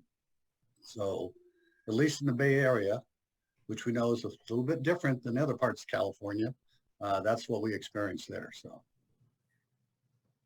Yeah, some of our larger suppliers completely shut down for 6 weeks. They went to zero. Rachel, does that answer your question? Yeah, it does. Thank you. Okay, thank you. So before, again, we haven't opened it to public comment yet. Are there any other questions or comments at the motion on hand? It reads, please expand on why recycled output did not reach 24% in 2020. If there are issues beyond COVID-19, are they being resolved going forward in order to meet the recycling rate goals? Any other advisory committee comments? Okay, we'll open it to the public comments. I had David Bender and then Nick Fiore. So, sorry, Mark, if you could unmute. David Bender, please. Let me find him. That's done. Done. Thank you, David. Thanks, Joanne. So a couple of real quick headlines here. Headline number one is I agree with the advisory committee. 2020 was unlike any year for obvious reasons. And, you know, I think that we need to recognize that CARE's swift and decisive action, okay, to amend subsidies, okay, literally, you know, saved the industry and positioned us for the kind of growth moving forward. And, you know, it was swift, it was decisive, and it was a shot of capital, okay, into a struggling situation up north. You know, the six Bay Area counties shut down hard and early and remain closed. And I know it may have been different in the South, but it was that positioning which then in 2020, you know, led to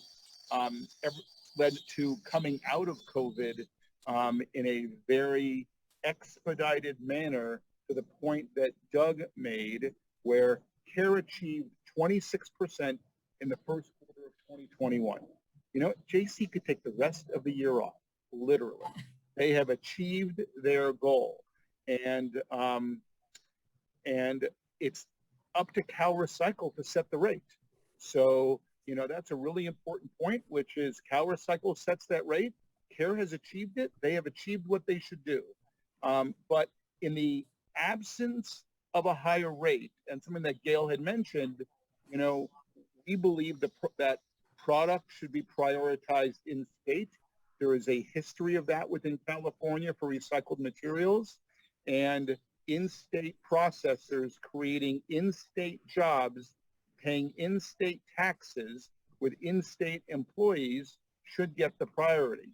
So I don't think that's the purview of what it is that things are working on in the advisory committee, but you know, it's the reason why many of us opened our facilities in California, because of that deep history that California has with making sure that California supports itself. So that's kind of my those are my comments for what it's worth. Thank you, David. We appreciate that. And did you have any suggested edits to the motion at hand? I do not. Okay, thank you, Nick. Nick Fiore, if you could please, Mark, if you could please unmute Nick.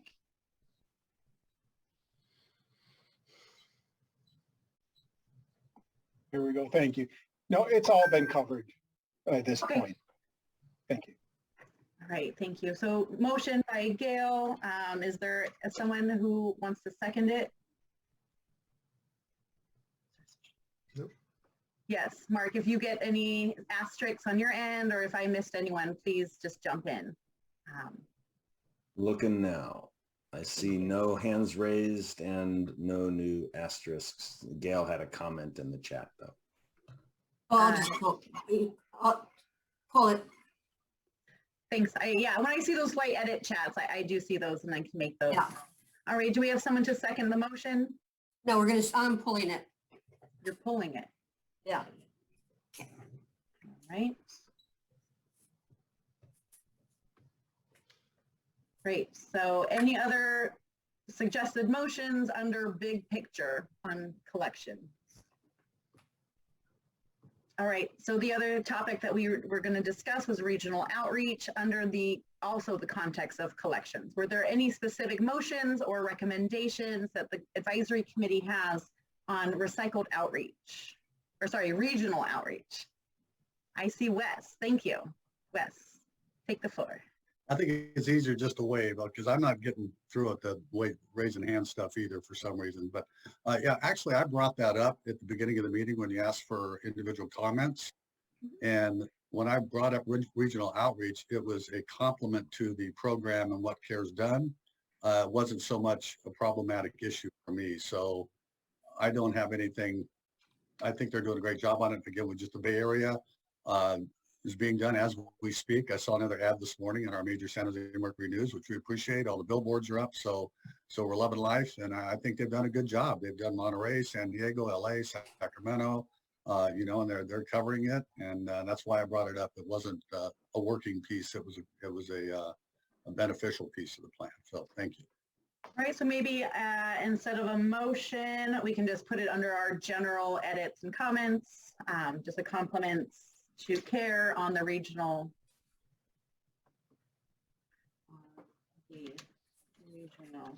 collection.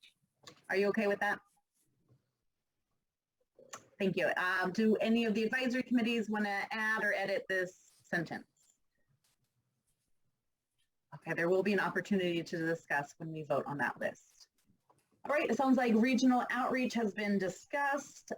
Let's go to reuse strategies.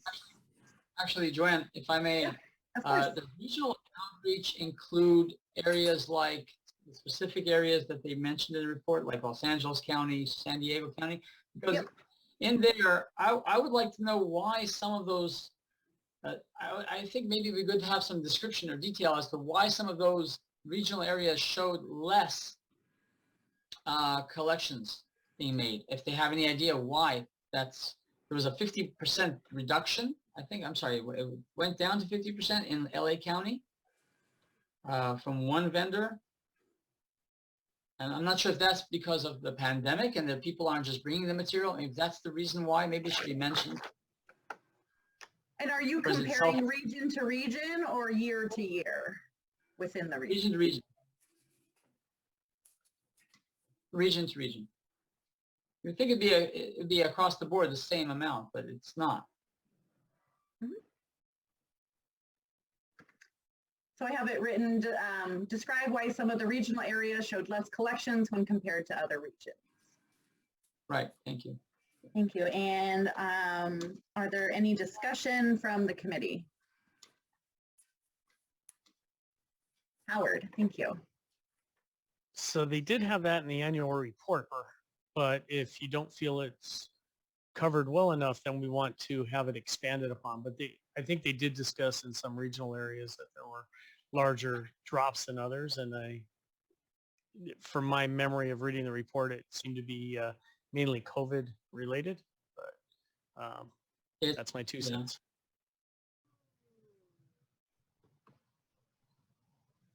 Are there any other committee members who would like to make comments on the motion at hand? I see no hands raised, no new stars. Nat, are you okay with the way it's worded as is? Yeah, that's fine. Do we have a second? I'll go ahead and second it. I'm going to open it to the public. Are there any public comments on the motion at hand? Please enter in the chat or raise your hand. Seeing none, Gail, will you please lead us in a roll call vote? Joanne, I'm sorry, real quick. Nat, did you want to accept my suggestion to add on expanding rather than describe? Expand the description of why? Oh, yeah, that's the idea. It's to just add more detail, expand it. Yes, I would like to do that. Okay. Thank you, Howard. Okay, go ahead, Gil. Doug? No. Eric? Yes. Franco? Abstain. Gail, yes. Howard? No. Jen? Yes. Nat? Yeah. Yes. Rachel? Rachel got a phone call and stepped outside, so I don't know how you want to handle her vote. Oh, she's abstaining. She just got Okay. back. Steve?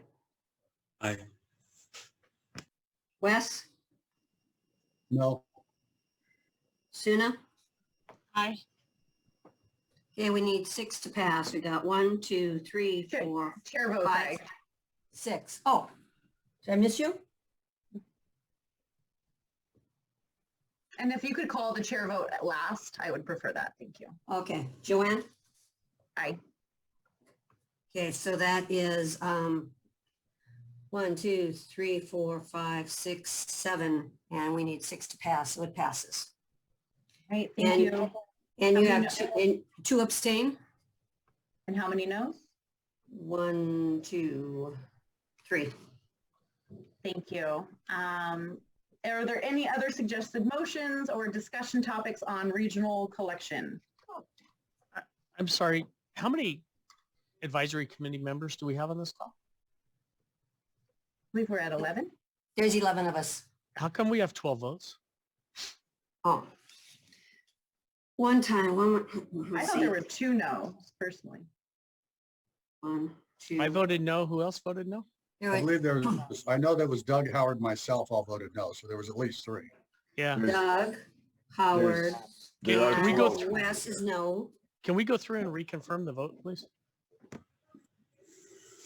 Checking something here. Okay, I've got Doug, no, Eric, yes, Franco, abstain, Gail, yes, Howard, no, Jen, yes, Joanne, yes, Nat, yes, Rachel, abstain, Steve, yes, no from Wes, and yes from Suna. So that is 1, 2, 3 no's, 1, 2 abstain, and 1, 2, 3, 4, 5, 6, 7. So that's, I'm sorry, that's 12. There's 12. Thank you. Okay, so then these are all Yeah, you need off 7. by 1. Yeah, and so 50% is 6, and so you need 7 to pass. And that was 1, 2, 3, 4, 5, 6, 7. Okay, Got it. 7 passes. Thank you, Howard. All right, seeing none, let's move on to reuse. I'm going to open it to the floor. Were there any suggested motions or discussion points or clarifying questions that we would like to discuss over reuse?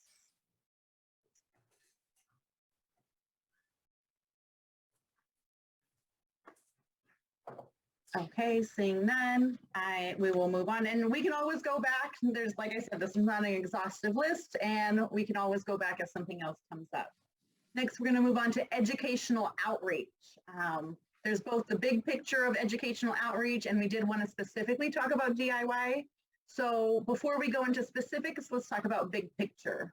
Are there any motions or suggested discussion points on the educational outreach from the 2020 plan? Howard, thank you. Yeah, sure. So I wanted to compliment the amount of material that's in the annual report on how recyclable carpet is and the amount of recycled material that's already going into carpet. And I would love to see educational material going out to the consumer that buying carpet with recycled content would be a good thing, so that it could be part of the where you need to work on sales. Sales are starting to drop off since the plan started. There's been a 36% drop in the volume of carpet being sold in the state, which is going to put a crimp on the budgetary constraints of the plan to be able to recycle it and to pay all the subsidies that you guys are, to argue David Bender's point earlier. I think that $20-30 million sitting in that budget for subsidies is possibly why some of you decided to open your businesses in California. So I think that educational outreach to the consumer to buy carpet, make sure it's recycled at the end of life when you're replacing your old carpet. I think that that would be good, and send some consumers into retailers to sell this carpet that's made with this high recycled content that's much better than what the other options for flooring are. I wrote, CARE should increase the educational content on recycled content in carpet to consumers to promote more sales. Does that capture what you were feeling? Yeah, and I did have a compliment in there for CARE for putting in as much information as they did into the annual report to explain what manufacturers are currently doing in the recycled content of the carpet. Would you like to include that on this other kind of list of general? Yes. Or would you like to? Okay, thank you. Nope, it should go down there separate. Yeah, thank you.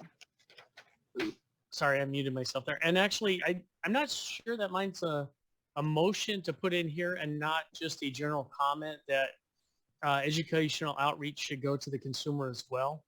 It's not something we could change in the annual report. It's more of a suggestion going forward. So I think that would be more appropriate as a comment on the report, that this is something they should look at, is reaching out educationally to the consumer that buying carpet is a good thing. So just kind of building it into double comments like this.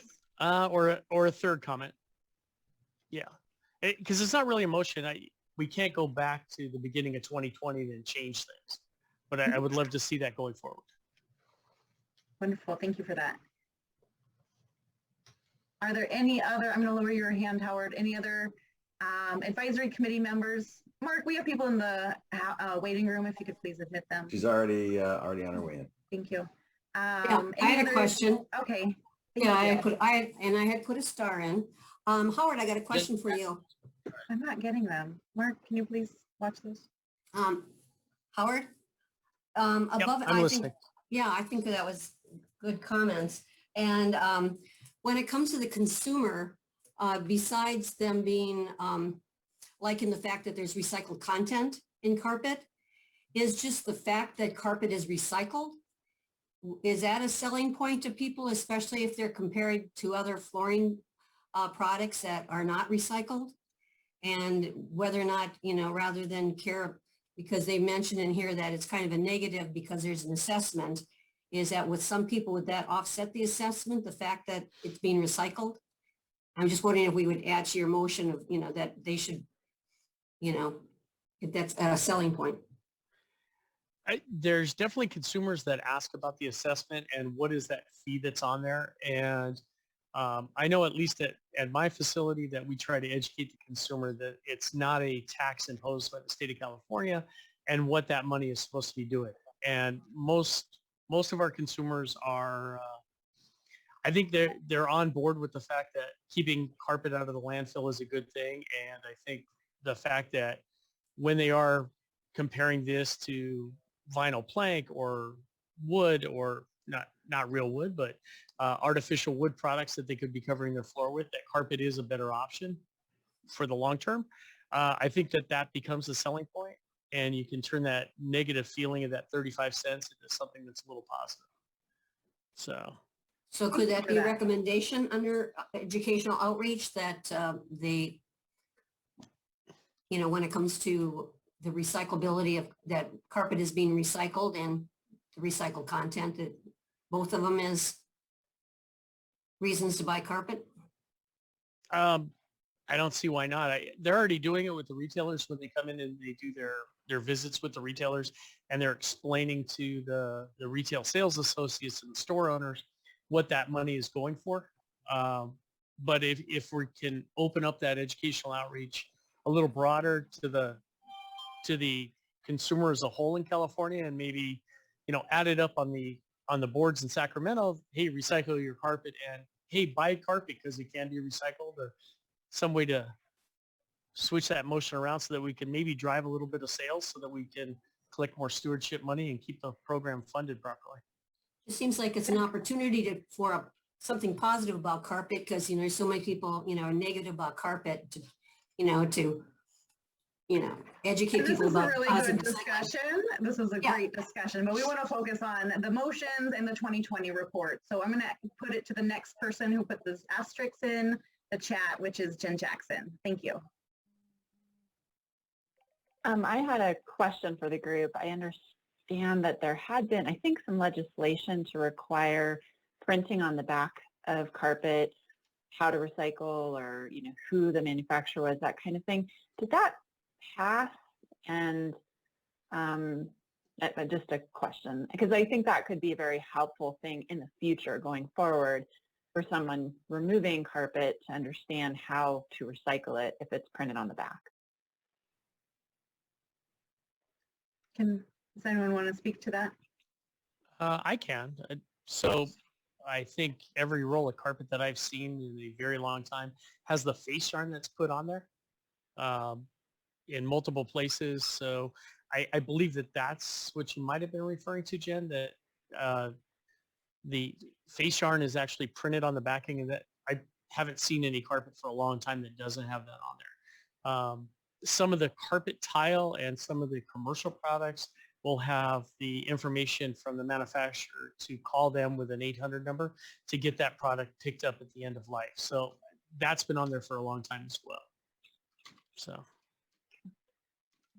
if that answered your question, I hope. Thank you. And Yeah, Gail, thanks. if you could do me a favor and mark in the minutes that Rachel has left. She had a family emergency. Thank you. Wonderful. Jen, did you get your question answered? And do you have any suggested motions or discussion comments? Thank you. Next with their raised hand was Nat.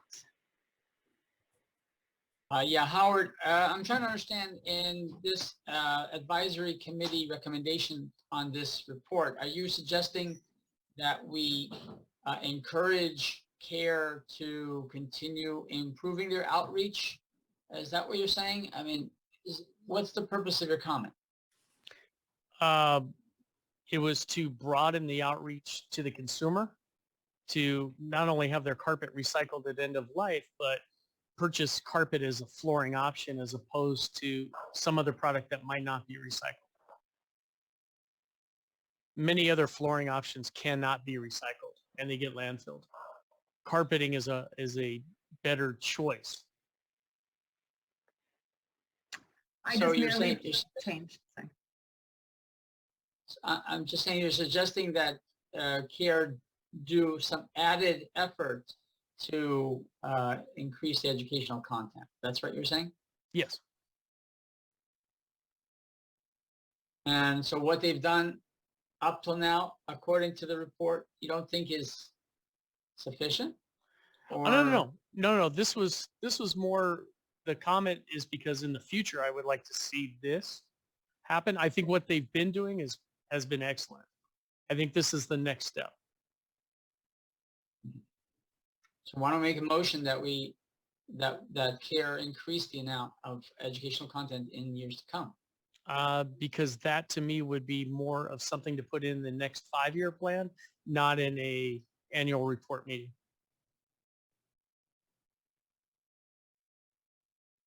Howard, could this possibly build off page 95 where they state that carpet recycling assessments may increase to the point in which bottom line pricing drives consumers to consider hard surfaces?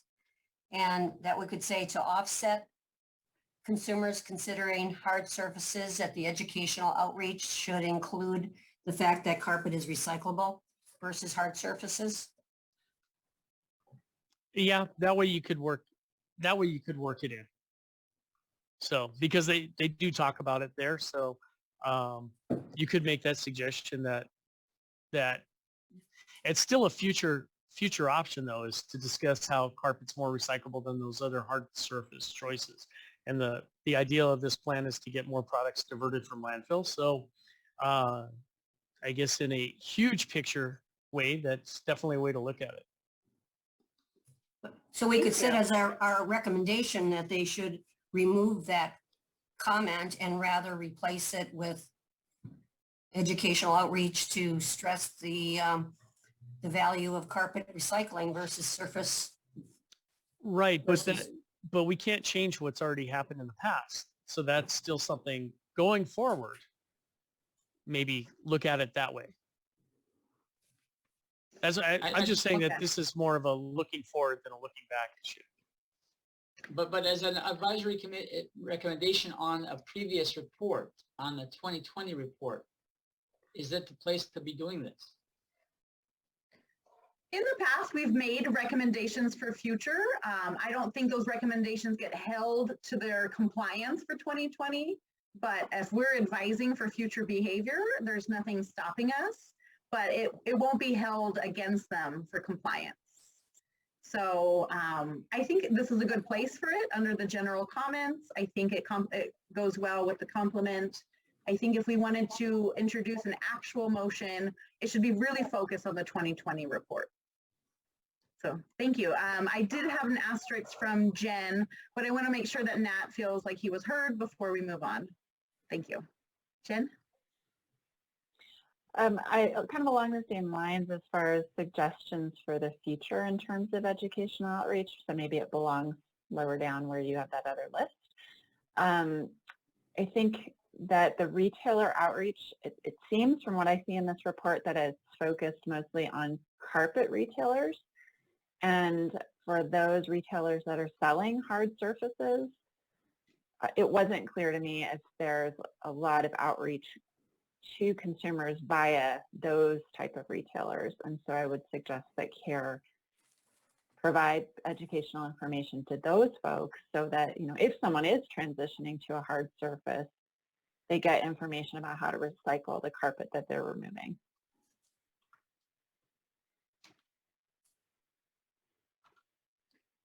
So I wrote it as retailer outreach focused more on carpet retailers, and CARE should provide information to other flooring surface retailers.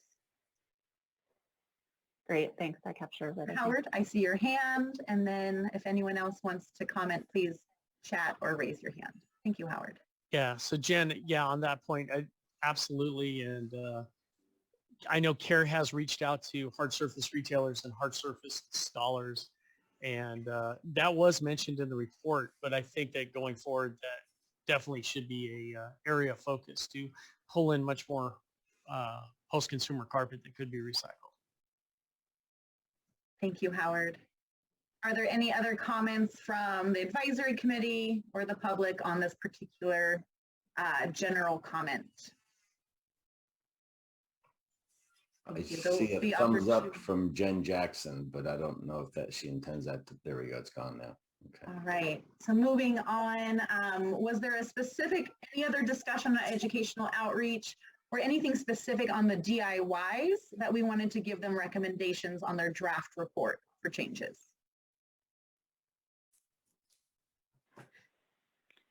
Jen? Well, that was my suggestion to add the DIY, and I think some of the other things that we've talked about handle that. So okay, I think I'm good on that. Thanks. Thank you. Wes? Well, this one on DIY directly. I'm just curious, and it was in the annual report, someone please remind me, but if there's been any outreach to the big box stores that do a majority of the DIY stuff, you know, special brochures, you know, with the Home Depot label or the Lowe's logo or whatever, for them folks to hand out, because obviously probably 80% of most of the do-it-yourselfers are shopping at the big box stores. That would also include lumber liquidators and floor decor and an amazing large warehouse down in the LA area called Discount Warehouse. But just like to see if they're doing anything more with the box stores as far as their outreach and education. Thank you, Wes. I wrote, describe outreach efforts in more detail on working with the big box stores to educate their customers on, is it carpet recycling or carpet content or just in general? Well, actually both wouldn't hurt, you know, alluding back to what Howard was just mentioning, you know, talk about, you know, if you're pulling up your carpet to replace XYZ type of flooring, you know, it can be recycled. Here's the local area, you know, drop-off sites. And in the same time say, you know, if you're buying carpet, thank you, because it's one of the most recyclable floor covering products on the market today. So you can thank them for their smart purchase if they're buying carpet, because people always like to be reminded when they're spending a lot of money how smart they are. Is just put that out more for the box stores. Now, CARE does do a very good job with the installation, the labor shops and the people that do the professionally installed labor for the box stores. It's just the do-it-yourself labor I'm concentrating on right now. Thank you. I appreciate that. So I wrote, just added, educate their customers on carpet recycled content and recycling opportunity. So it's both recycled content and the output. Thank you. I'll second Wes's motion. All right. Thank you, Steve. Do we have any other comments or discussion from the advisory committee? I see Suna, please. Yeah. So in general, as I said, I didn't have a lot of time to read the report in too much detail, but as I looked at the outreach and education section in general, I felt like in general it could it could use more detail on what was done. I found some of the description, I mean, there was a lot of description, excuse me, but more detail in terms of, you know, not just big box stores, but other outreach to, you know, installers and other retailers, and just to provide enough information so that maybe CARE could identify what has been effective and what hasn't. I don't know if that's, you know, something they're required to do, but that sort of wasn't clear to me. I mean, lessons learned and what would be more effective going forward. So I think I would just, in general, I would say I would make the motion more broad and not and make it more general. I think it would be helpful to have more detail on what was and wasn't done.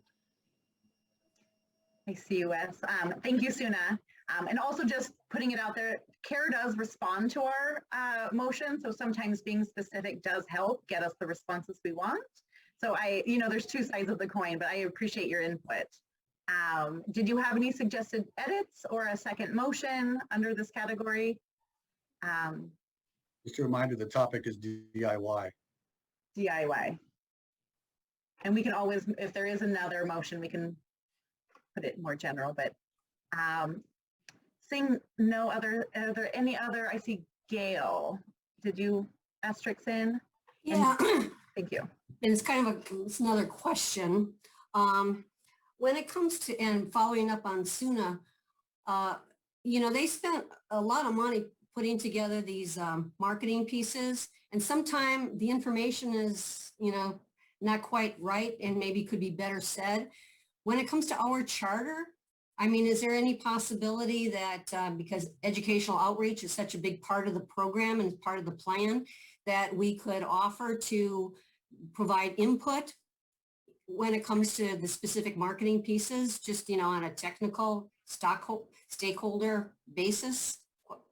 There is nothing stopping us from requesting it. But again, remember, these motions are on 2020 report. If you want to include a future recommendation, we have to frame it as such, but there's nothing stopping us from requesting. So are there any other suggested edits on the motion at hand? Thank you. Seeing none, let's open it to the public. Public comments on the motion that reads, describe outreach efforts in more detail on working with big box stores to educate their customers on carpet recycled content and recycling opportunities. Seeing none, Gail, please lead us in a roll call vote. And please, everyone, if you can unmute so we don't have to, we can go through the voting faster would be ideal. Okay, Doug Williams? Aye. Eric? Aye.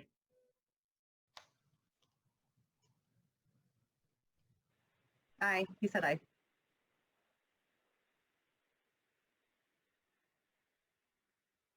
Gail, you're muted.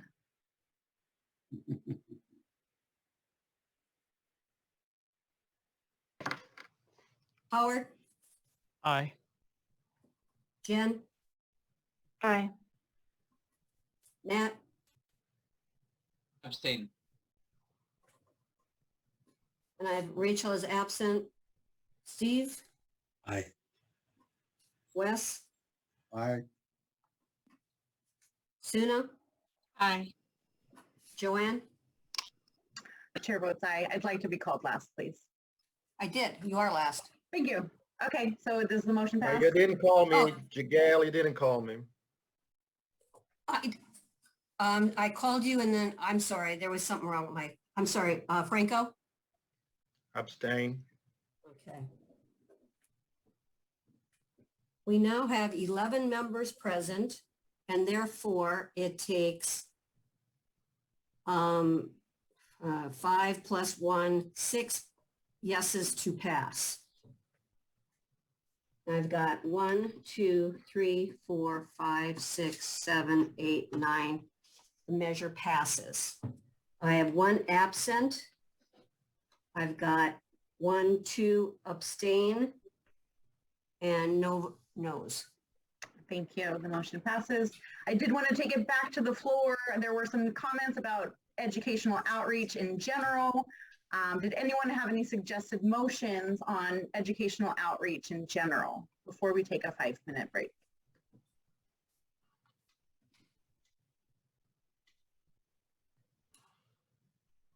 My only comment, oh, sorry. Yeah, thank you. My only quick comment would be that I think that CARE and Gigantic Idea Studios are doing a wonderful job with the marketing. I was just kind of looking for that pinpointed do-it-yourself marketing, which again, if it's included and I missed it, I apologize. I also noted in the annual report, there was also some very good marketing done for the construction and demolition debris sector of the market, which quite honestly, I didn't know existed. So I was very happy to see that also. So thank you. I just added that as a general comment. Thank you for that. Are there any other, Jen, thank you. I don't know, this may be very out of scope, but going back to my question earlier about what's printed on the back of carpet for DIY folks, they may just think it has to go to landfill. So if there's something printed on at least new carpet that's being produced, maybe CARE can go back to, this isn't a motion, I think this may be a suggestion, that CARE goes back to the manufacturers to put some kind of recycling message. I realize we're only requiring it in California, but something along those lines.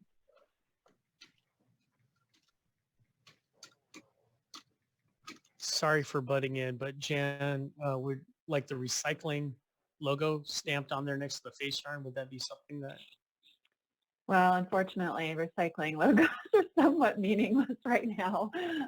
There's legislation right now to determine what that really means, but I think actually call CARE to recycle this carpet, or like a phone number or a website rather than just having the 3 arrows.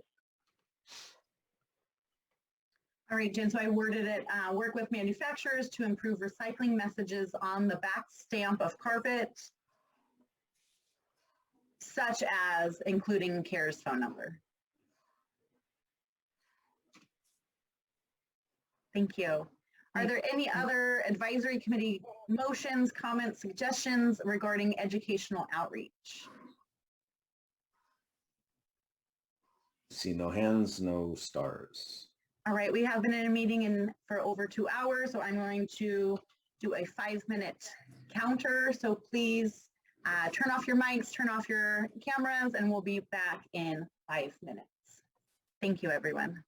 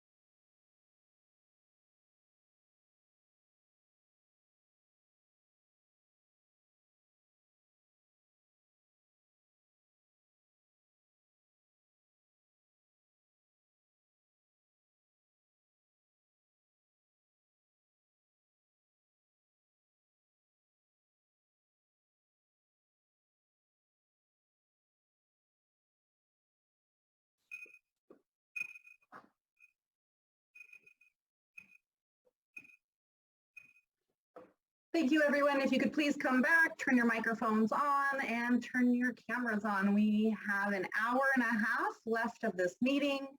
We still have two more agenda items, so we want to move this along. My request to everyone right now is to continue to use the chat, continue to use the hands. I think it's helping us be a lot more methodical and fair. I'm also going to ask that everyone try to, when you bring up a topic, frame it as either it's a motion, it's a suggestion, or it's a clarifying question. If we can just enter the discussion knowing the format of what we're discussing and really focus on what words we want to put on the paper, that would be ideal. So we finished before the break talking about educational and outreach. The next most priority topic for us to talk about is the format and structure of the report. Is there someone who would like to make the first motion?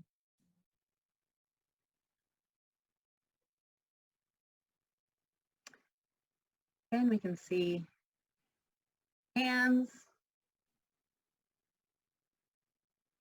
See no hands and no new asterisks. I don't have a hand. Oh, hi, Jen. Thanks. Thanks. I don't have a hand and it was too far away. I was looking for real hands. Sorry, Jen. That's okay. So I found it very strange that we were given a link that expired. And so I'm wondering, this is just more of a process point. It seems to me like this report that we're reviewing should be part of the agenda materials that are publicly posted, and that there shouldn't be an expiration, that they should be part of an easy access for everyone.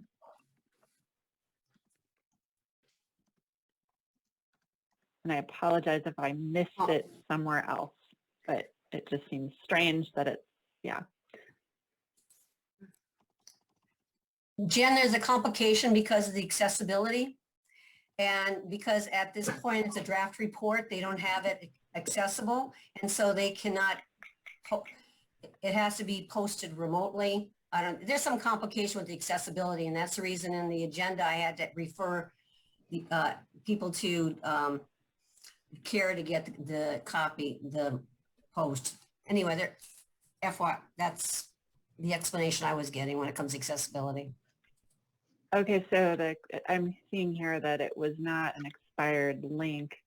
So I guess, why wouldn't it be part of the agenda materials that are posted on the CalRecycle website? It does have to do with the ADA accessibility as to why CalRecycle can't post it on their website.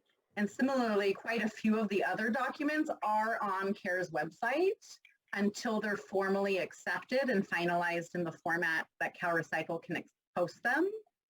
So it is a little bit of a technical thing, but one of the workarounds, if we wanted to discuss as an advisory committee, would be if we created a Google Drive folder and then we posted all the documents so that it was publicly available on our terms. That's one thing that we could do, but there is an issue with CalRecycle posting draft and non-ADA documents. Thanks for that explanation. I appreciate it. I would appreciate a place where we can go to obtain all these documents rather than my incredibly horrible email inbox.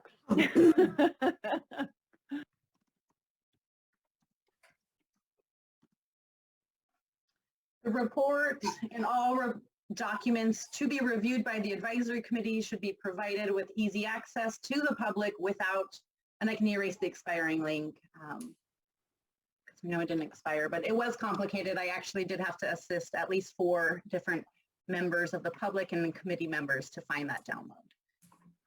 I see Howard had his hand up. Howard. Yeah, so the reports that we're reviewing are draft documents, and those are not the ones that should have easy access to the public.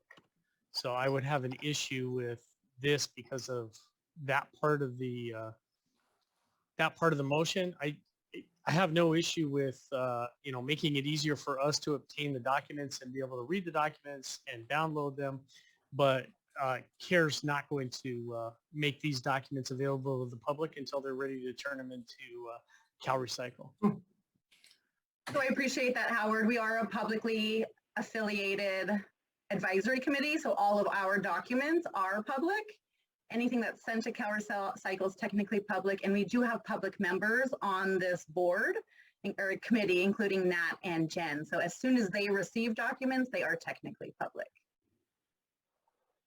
And I'll just say that we are trying to comment on something in a public forum, and public folks can comment on this too. And so they don't have easy access.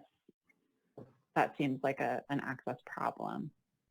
No, but I guess what I was saying is we shouldn't be making those documents public. We shouldn't be facilitating that.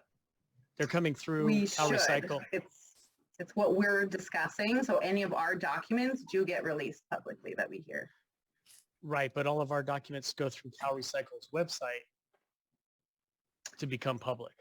So there is a difference between them posting on the website and them just distributing it through their listserv. So one thing that we've been doing with our agendas and other documents with the advisory committee is CalRecycle just sends it out to their listserv, and that's sufficient for public notice.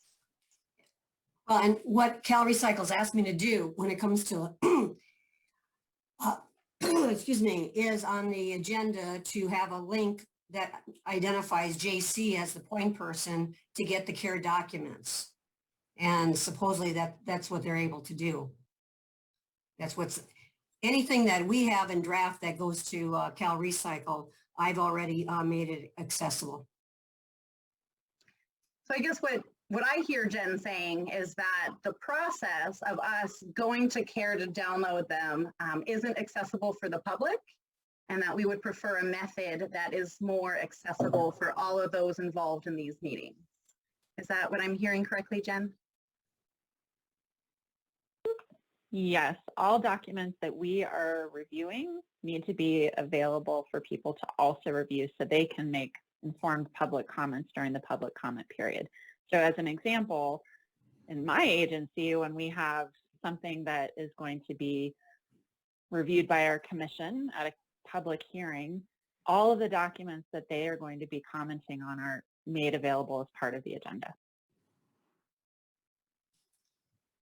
And I did see your comment, Gail, can we ask CalRecycle to set up a Google Drive? I don't believe it works that way. If you look at the way the commission works, the commission's chair actually hosts the Google Drive, and CalRecycle just puts a link to the Google Drive on the website. I see no problem asking for them to consider that. Well, I could just do it as secretary. As secretary, I could do it. All right, so do we include that as general suggestion and comment? Well, it sounds like it's really an internal process versus something to CARE, right? Because it sounds like it's us creating a way for everyone to access this information. Well, CalRecycle's on the line. Can we ask them if that's okay if we do that? Someone from CalRecycle want to raise their hand if they're able to speak on the ability to add a Google Drive folder onto the advisory committee's webpage. You can raise your hand or comment if that's something you can speak on. Let's see, Howard raises. Okay, Howard, while we're waiting. Yeah, if I could just jump in. So the public comment period that we're concerned with, Jen and Joanne, in my opinion anyway, is the public comment during our advisory committee meetings, not the public comment that CalRecycle would have on during their meetings. I understand that. Yeah, no, I just when you said public comment, there's going to be a difference between the document at our meeting and the document that eventually gets turned in. So, and Allison raised her hand, and I will absolutely yield to Allison. So. Thank you. And just to also remind, once AB 1158 passed, the advisory committee did become a publicly appointed body. And so that is actually the moment when the rules changed for how we have to hold our process. So thank you, Allison. Mark, if you could please unmute Allison. Thank you. Can you hear me? Yes. Maybe. I don't see a problem with a link to a Google Drive. You're absolutely right. The issue with why we can't post draft documents on our website has to do with accessibility.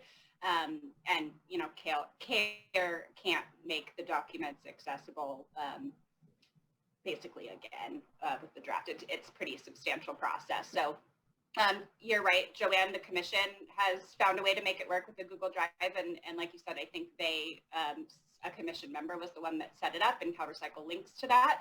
So if that's something that the advisory committee would like to do, we're absolutely open to that suggestion. I agree that having access to the documents is an important component of the public process. Thank you so much, Allison. Gail, if you could please note that in the minutes, I think that would be the most appropriate place to note that. You and I will work together, create the Google Drive folder, and we will work with CalRecycle to get it posted for future meetings. Thank you. So I have this motion by Jen. Do I have a second? Howard, I see your hand. Yeah, thanks. So based on the fact that Allison clarified that, I don't think that we need to have a motion because CARE didn't do anything that was out of the ordinary or wrong. We're just looking to expand on the documentation being available and that we're putting it forth to the public. So I'm not sure that we need to have this as a motion. I think we can just move on and let Joanna and Gail do their fine work behind the scenes. I wholeheartedly agree, and I will pull my motion because I didn't really mean it to be a motion. Thank you. All right. Thank you. So we are still on the topic of format structure of the report. Are there any other suggested motions or comments or suggestions? Wes, thank you. Obviously, this one was much lengthier than previous ones for a number of reasons, but I would like to see, and I'm not sure what the legislative dates are, but I would like to see us as the CAC attempt to get this report a little bit sooner than, 6 days, with 2 of them being weekends and July being a busy vacation month, and 493 pages to review with a fine-tooth comb, which we all want to do and desire to do, but I'm not necessarily sure we're all doing it, including myself. I think a little bit more time would be nice. I would just like to make that as a suggestion, more so than anything. If you want to do as a motion, see if we can get it more in advance. I'm not trying to put any additional pressure on CARE, so to speak. I just think that a lot of pressure is put on us as an advisory committee when we have other businesses to run and families to tend to, and we're not getting paid to do this. I just think a little bit more time would be, ample time would be appreciated. Thank you. And did you want it as a motion or as a clarifying comment at the bottom? Whatever I'm fine with clarifying comment. All right. And Jen Jackson, I see you're next. Just a question as far as timing. A previous comment was, that this report is 6 months after the end of the year. It's pretty far. Is this a statutory requirement? Like it's at the 6-month mark is when we are supposed to receive it, or could it happen earlier in the year? So CARE is legislated to submit the final report to CalRecycle September 1st, and the legislation says we must receive it no less than 30 days in advance. So there's nothing stopping us from getting it more time, but 30 days is kind of our minimum amount of time between us and CalRecycle's final draft. I did hear from from CARE at the time when we were trying to schedule this. They were pretty strict on when we were available, when we were welcome to schedule this meeting, and we were still unclear as to when we were gonna get the report when we first scheduled this. So I would say legislation-wise, there's no mandate on when they get it to us, only no less than 30 days before it's due. But there could be comments or suggestions as to that process. Howard, did you still have your hand up, or is it new? No, I did actually. A new comment based on what you said. That 30 days really needs to turn into 45 or something along those lines, so that 1, we have enough time to be able to review it. 2, we need enough time to be able to create an agenda and schedule the meeting, and to give CARE enough time to respond back to us and get it into their report when it gets turned in. So I think that that's not necessarily something for CARE, but maybe to CalRecycle or on the legislative side, next time there's going to be a change in the law, that 30 days really needed to be expanded. But that's not on CARE. They're doing what's required of them in a timely manner, but they are not giving us enough time to do our work. Yeah. That would be my Howard, suggestion. I was going to bring this up, item number three, but the Recycling Commission in September in the market development, they are bringing up the advisory committee as an agenda item. And when it comes to proposing changes in the legislation that we go by, and one of the items on the list, there's a draft on their website in the Google when it comes to this proposal, and it does have an earlier time frame when it comes to the when we would see the annual report. Is included. It should be all the reports, not just the annual report, but the plans and everything. That 30 days just needs to change. Yeah, well, comment on that as an individual in September. Sure, I'm going to work that in my day planner. Thank you, everyone. Are there any other comments on the format or the structure? I was just going to add just a comment. It's just too long. It's just too long. We all have jobs, so I was just going to say consider editorial methods to shorten the length. I think there's a lot of the way the writing is constructed and a lot of the way the tables are constructed that could be presented in a much less wordy way. Just a consideration. And there's a star from Jen. I don't know if it's new or not. Jen, is that new? Okay, thank you. All right, seeing no other comments, are there any other comments on the format, structure of the report? Wonderful, let's move on. This is going to be another big issue, financial sustainability. Let's start our discussion at the broad, kind of big picture conversation. I do believe Franco brought this up. Franco, did you want to lead us in any discussion or motions? Oh, sure. Be happy to. Well, the first observation, then I'll come up with a motion, of course, but I wanted to just briefly elaborate before I go with a motion. For the first time in many, many years, I don't know exactly how many, but several years, the program spent more money than they collected. So it come up with a sort of deficit. Of course, there is a built-in reserve, which is still very large. So that should not pose any immediate threat to the financial sustainability of the program itself. Nevertheless, I believe that the trend is toward increasing expenses as collection is increased and more carpet is recycled. And so I think that something should be changed in order to guarantee the continuous workability of the program. Because if we continue at this rate, soon enough, with carpet sales being in decline and trying to increase collection and recycle output, I think that at one point we will cross the line and the funds will be depleted. If you look at the budget, actually the budget for this year was almost $30 million, then only 24 were spent. But so just imagine if the budget were realized as it was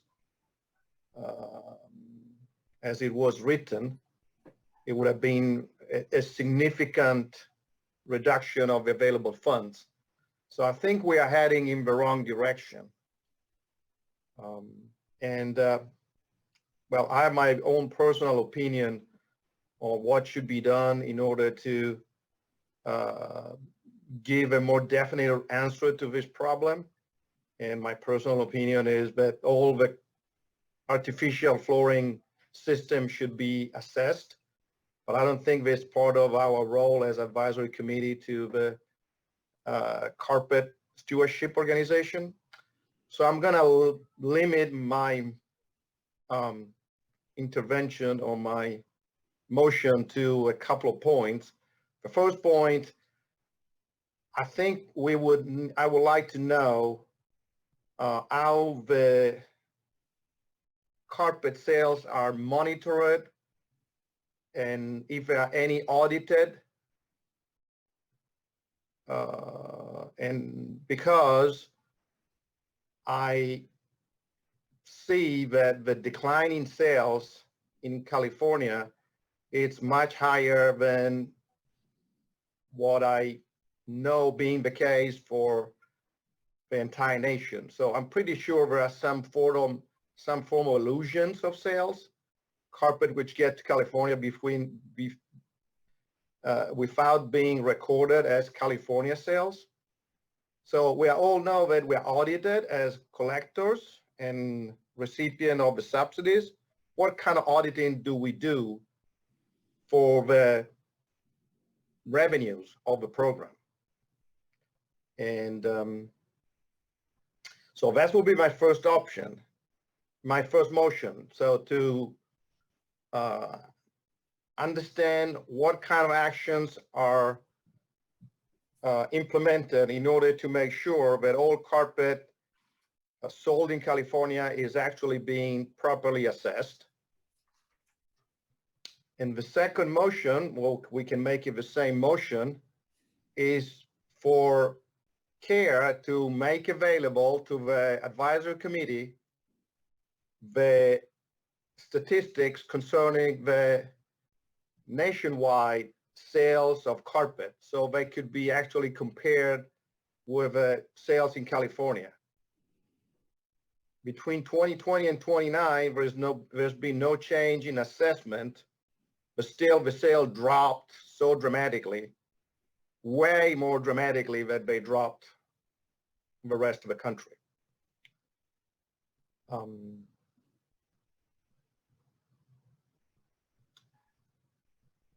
Thank you, Franco. And the last thing that I would like to say, it could be a motion too, is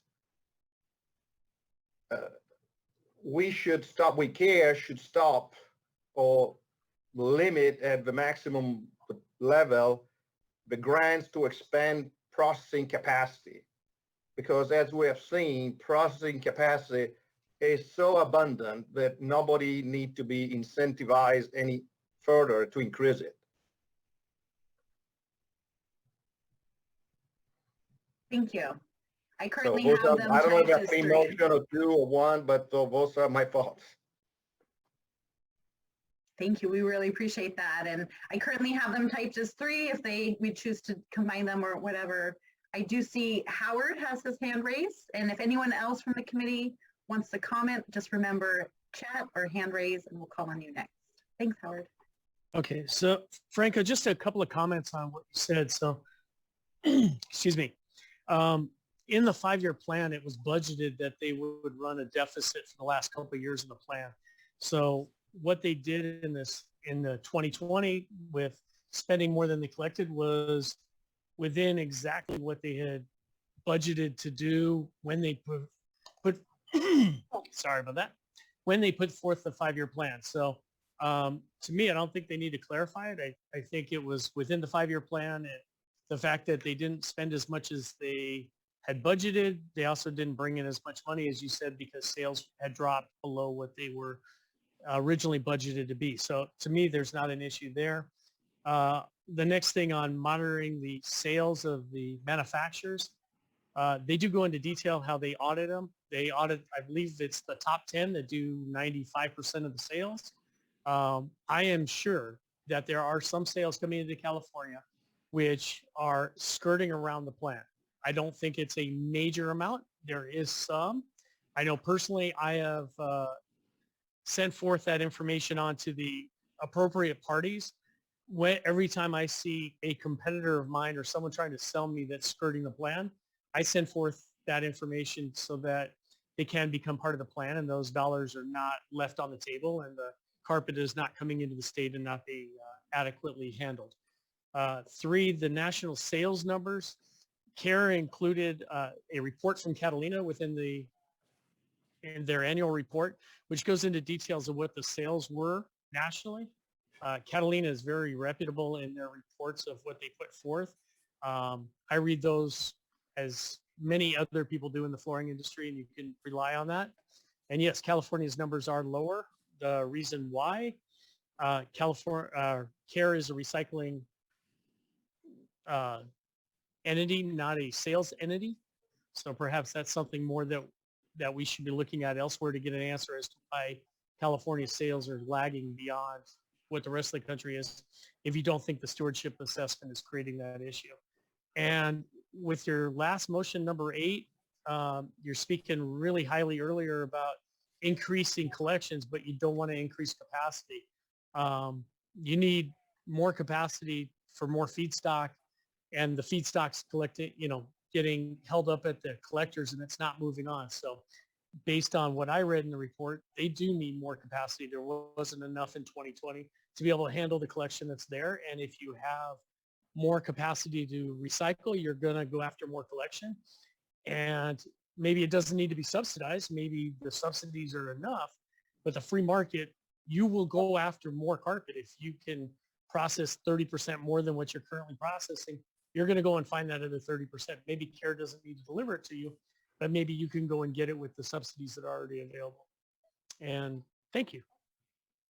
Thank you, Howard. Are there any other comments from advisory committee members or suggested edits to the motions at hand? See nothing. All right, we'll go one by one. Motion 6, please clarify how carpet sales are monitored, if any are audited, and how they are verified to be part of the declined sales in California. Motion by Franco, do I have a second? I'll second. Second, Steve, thank you. Any questions or comments from committee members? Any questions or comments from the public? Seeing none, Gail, please lead us in an expedited roll call vote. Okay. Doug, Aye. Eric, Aye. Franco, Aye. Gail, aye. Howard, No. no? No. Jen, did you say no, Howard? I said no. Okay, thank you. I got 3 votes so far. Jen? Jen? She's saying aye, but she's muted. Okay. Aye. Sorry. Okay. Nat? Aye. Steve? Aye. Wes? Aye. Suna? Aye. Joanne? Aye. Okay, so we've got 11 now. We got 1 no, and the rest are yeses. Thank So you. that's- got that. The motion passes. And when we'll update the absent numbers to include the 2 members that are not Yeah. actually here today. Thank you. Motion 7, CARE should make available to the advisory committee the statistics concerning the nationwide sales of carpet so we can compare sales in California. Motion by Franco. Do I have a second? I'll second the motion. Thank you, Steve. Are there any discussion from advisory committee members? Seeing none, let's open it to the public. Seeing none, Gail, please lead us in an expedited vote. Doug? No. Eric? Aye. Franco? Aye. Gail, aye. Howard? No. Jen? Aye. Nat? Aye. Steve? Aye. Wes? No. Suna? Aye. Joanne? Aye. Got 1, 2, 3, 4, 5, 6, 7, 8 votes. It passes. Thank you. Motion 8, CARE should stop or limit the plans to expand processor capacity. Motion by Franco. Do I have a second? This is Eric. I'll second. Thank you, Eric. Are there any discussions or comments from advisory committee members? Gail, I see your hand. I kind of wonder, is it really within our purview to tell CARE how they should do things in terms of their processing capacity? Maybe we could advise that this would cause a undue use of the funding, but do we really, maybe we should word it differently as a recommendation to consider how much funding will be used if this is not stopped.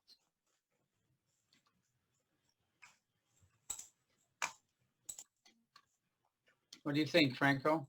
No, I'm fine. You know, probably I didn't word it right. I mean, you know, if I was a little direct, but definitely, I mean, I understand what you're saying. You know, stop is probably too much of a strong word. Maybe reconsider, you know, better Evaluate. consider the funding for increasing processing capacity, because notwithstanding what Howard is saying, there is abundant capacity. And that capacity cannot be filled for many reasons, which is too long to probably spend time now, but, you know, to keep increasing capacity of processing, it doesn't do any good. Do you think they should report in their report or project in their report what we recommend that they project how much funding will be used at the current rate of processing capacity expansion?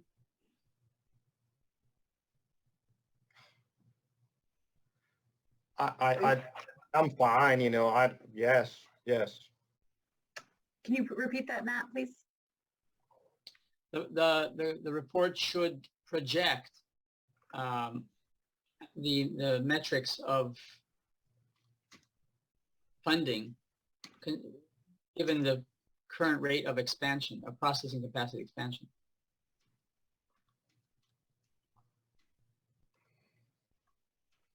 So now it reads, CARE should consider the negative impacts to the program if they don't reconsider or limit funding to expand processing capacity.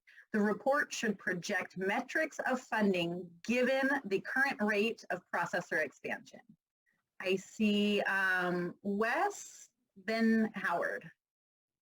Yeah, I like the clarification a little bit better on that motion, but you know, one thing to consider too is every processor that's currently on this call has taken advantage of the grant money and they've put it to great use. And that's why we need collections to increase right now for each and every one of you. But on the other hand, each and every one of you also experienced some significant delays in getting machinery either powered or shipped or up and running. So as you know, these things don't happen overnight. So if you were to put the brakes on processing capacity, maybe this year or for another year and a half or whatever, all of a sudden collection starts going through the roof, then it's going to take you another year and a half to catch up again. So and then we're landfill and carpet. The second item, and brought this up numerous times over the years, I think a lot of the weight, the percentage of weight that's not being included in the overall collections in California is commercial broadloom. CARE has issued, I believe, 3 particular grants to 3 processors in hopes that soon we can start recycling and processing commercial broadloom, which you all know yields a lot less nylon and yarn in the face fiber than residential does. But again, that's another processing capacity that hasn't been met as of today. I know it's going to be coming, and I believe LA Fiber is doing some.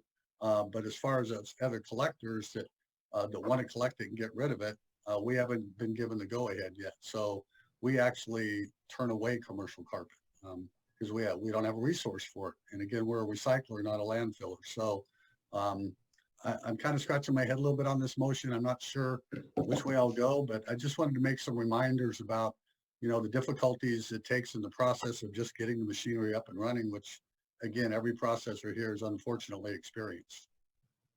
Well, if I may, I don't know if anybody has the hand raised. I would like to briefly give some clarification on this motion. I don't think anything wrong with new processing capacity. It's not a bad thing.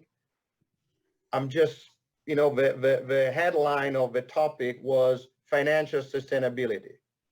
So where do we need, or where the program should spend the money, as it looked like we're going to run short of money? Do we need to incentivize capacity versus processing capacity versus something else? If we don't need to make any choices because the amount of financial resources is unlimited, of course, you know, processing capacity, whoever want to make an investment and is ready to put money on the table and also take advantage of the help, I think it's a good thing. But I'm trying to say, look, guys, we're heading in the wrong direction. We're going to spend more money than we collect. Whereas less sales, I don't know if anybody want to consider increasing the assessment, because increasing the assessment is going to depress sales even more. So we're dealing with an envelope which is not going to grow. And so just about what is the best choice to where to spend the money. It's not because processing capacity is a bad thing that we should not sponsor. It's where do you want to spend the money first, as you have limitation. Next, I have Howard, then Gail. Thank you. So a couple of things. So one, Franco, I completely agree with you that if we're going to be overspending on the processing capacity, perhaps what we should do, and I'll recommend changing your motion, that we should have CARE look at no longer paying subsidies to processors outside the state of California, now that there's enough processing capacity within the state of California. And then I could support your motion that we're going to suggest that they direct the money all within California to the processors, and do it that way rather than paying processors that are out of state. So there already is something within the plan that they're supposed to spend more money as California has the ability to do it. They're supposed to reduce the spending outside the state. I might have got a little conjectured on there. I'm sorry about that. Two, Wes, I completely agree with you that as you increase collections, you do need to increase processing, and they do need to go up together. Otherwise, you're going to have the problem of over storage in your facility, and then products are going to get landfilled, and then you're wasting the money that you're spending on the collection. So both of those do need to, those bars need to get raised together in a systematic way. But Franco, if you would consider that we recommended CARE that they cut the subsidies to outside processors of the state of California, then I could wholeheartedly support your motion there. I mean, what Joanne has written is limit or reconsider the funding or to expand processing capacity outside of California. I'm not sure if you want to say this or if you want to say cut the subsidies, which are the payouts of the subsidy that we get for processing carpet and manufacturing carpet. In the second, evidently, I cannot agree because we have a facility in Arizona, and that facility will die without the subsidies. If it is about expanding processing capacity, I would agree to this, the way it is worded right now.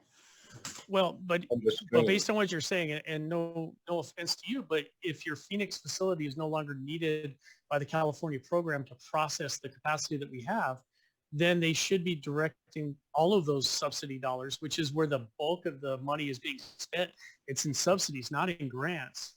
And the grant money is there. Yes, Howard, yes. But this investment was made under the current regulations, right? You know, the investment was made when the rules were certain. Now you want to change the rules and say, hey, you built your plan a little far away, so now I cut you off and I kill you? Well, no, but the plan says that California should get the priority.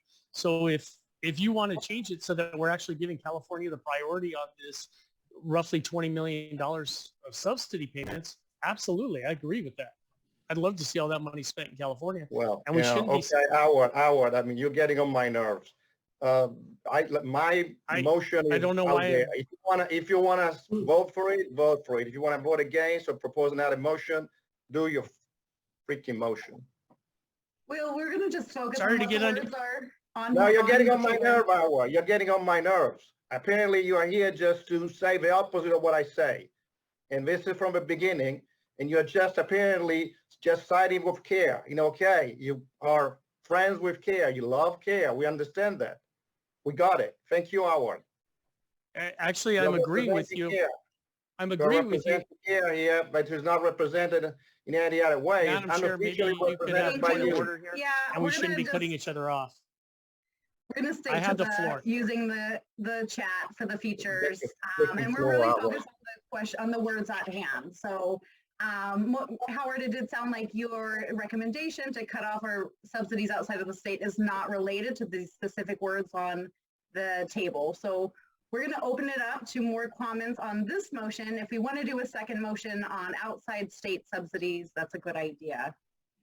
So are there any other comments? We didn't get to Gail, and so if there's anyone else in the committee that wants to contribute to the motion at hand, please chat or raise your hand. Gail? As someone who's been trying to build a carpet recycling facility in California for way too long, and I've spent untold millions of dollars, to have all of a sudden somebody that was been trying and then say, well, you can't get the subsidy because it's, you know, the people that are grandfathered in, you know, is of concern, especially because one thing we're trying to do is treat PFAS, and that's one of the reasons for our delay. But just carrying on when it comes to, right now, when it comes to on page 235, 234, it says increase Gail, I'm just capacity. going to ask you really quick if this has to do with the motion that's open for discussion and if there's specific suggestions to this motion. All I want to say when it comes to the people who are voting on this, think about people who have been trying to get into this market for a long time. And to just say, you know, I've got mine, screw everybody else is a problem. And on the other side of it, when it comes to Franco, you know, to say that he should not have his facility any money for Arizona when he's made that commitment, that's wrong too. So I just think this motion, I'm going to vote no on this motion. Thank you. Next, I have Wes, who raised his hand. And please keep your discussion on the motion at hand. I did not raise my hand. Okay, sorry. Thank you for that. Are there any other committee members who have comments on the motion 8? Okay, seeing none, we will go to public comments. Is there anyone from the public that wishes to speak on the motion 8? All right, seeing none, Gail, please lead us in a roll call vote. Okay, Doug, Abstain. Eric, Aye. Franco, Aye. Gail, no, Howard, No? Jen, Abstain. Nat, Yes. Rachel, she's gone. Steve, Aye. Wes, Abstain. Suna. Abstain. So we got 1, 2, Chair 3. votes aye. Yeah, it does not pass. Okay, and did you count my vote, Gail? Because you didn't call me again. Oh, I'm sorry. Joanne. Aye. How many 1, yeses? 2, 3, 4, 5, still 5. All right, thank you. It does not pass. Next, we're going to open the floor to the other subsection of the financial sustainability. We wanted to talk specifically on the budget. Were there any specific motions at hand that we want to discuss on the budget?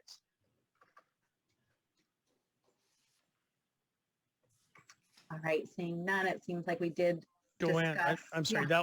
that was mine actually where I threw in the budget. And if we can go down to a compliment, I appreciated the fact that they put in the pounds with the on the budget tables that they put forth to show how much was budgeted and the pounds that correlated with it. It made it much easier to understand. So I appreciated seeing Appreciation that on for there. including the pounds on on the tables with the dollars. I don't have the table number in front of me because I switched a page on the report that I've got open. So, but they included the pounds, which was a suggestion, I believe, from the advisory committee. John Davis, actually, I think. And it made it much easier to look at it and see where the shortfalls were and what was positive. I made it much more clear for me. So that was my comment on that. Wonderful. Thank you. Thank you. Next, we have, were there any other comments on the budget or financial sustainability before we move on? We are in our 45-minute countdown. So again, we want to stay focused and get these topics discussed. Next, we are talking about CARE's participation with the advisory committee. And just a reminder for everyone, Robert's Rules of Order, once we put the motion on hand, we open it up to comments. We want to keep our discussion focused on the words on the motion. So does anyone have any motion or suggestions on how CARE can improve their participation with the advisory committee? Please raise your hand or chat. See nothing. Yeah, nothing. Nothing, no clarifying questions, nothing. Okay. Gail just now started. Okay, Gail. Oh, that we request that they're are available during our meetings to participate.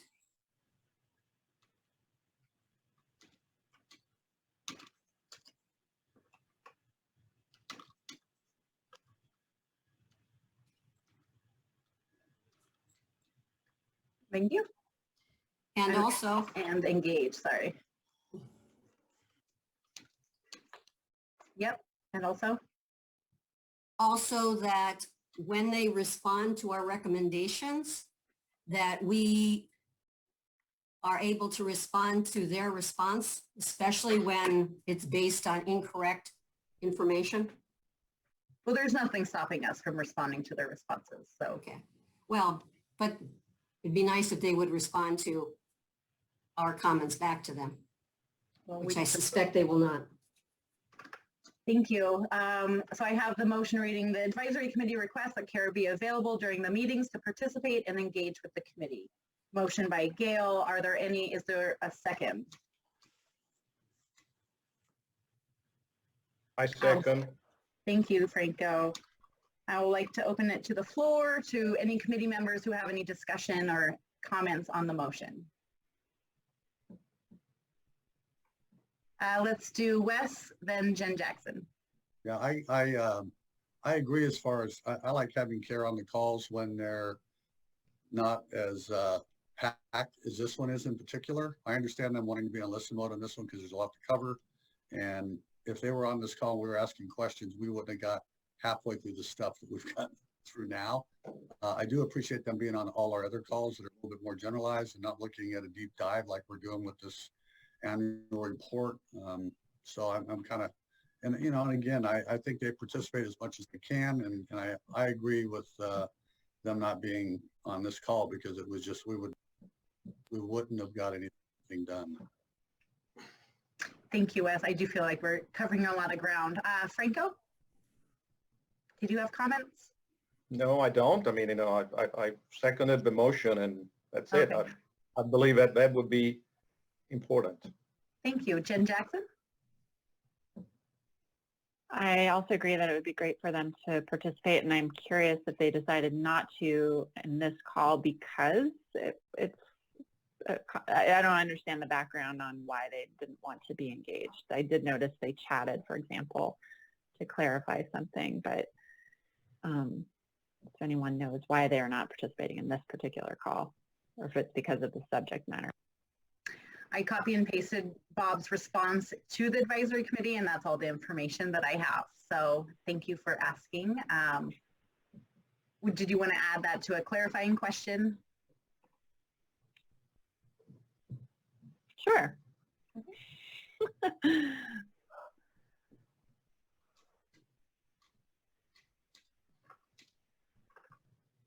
Are there any other comments from the committee members? Seeing none, public, are there any comments to the public? The motion reads, the advisory committee requests that CARE be available during the meetings to participate and engage with the committee. Seeing none, Gail, please lead us in a roll call vote. Doug? Aye. Eric, Aye. Franco, Aye. Gail, I, Howard, Aye. Jen, Aye. Nat, Yes. Steve, Aye. Wes, Aye. Suna, Aye. Joanne. Chair votes aye. Thank you. Okay. You can just give me the total yeses and then you can fill in the noes later. Thank you. 11. Thank you. Next, we wanted to talk about, were there any other general comments on CARE's participation with the advisory committee?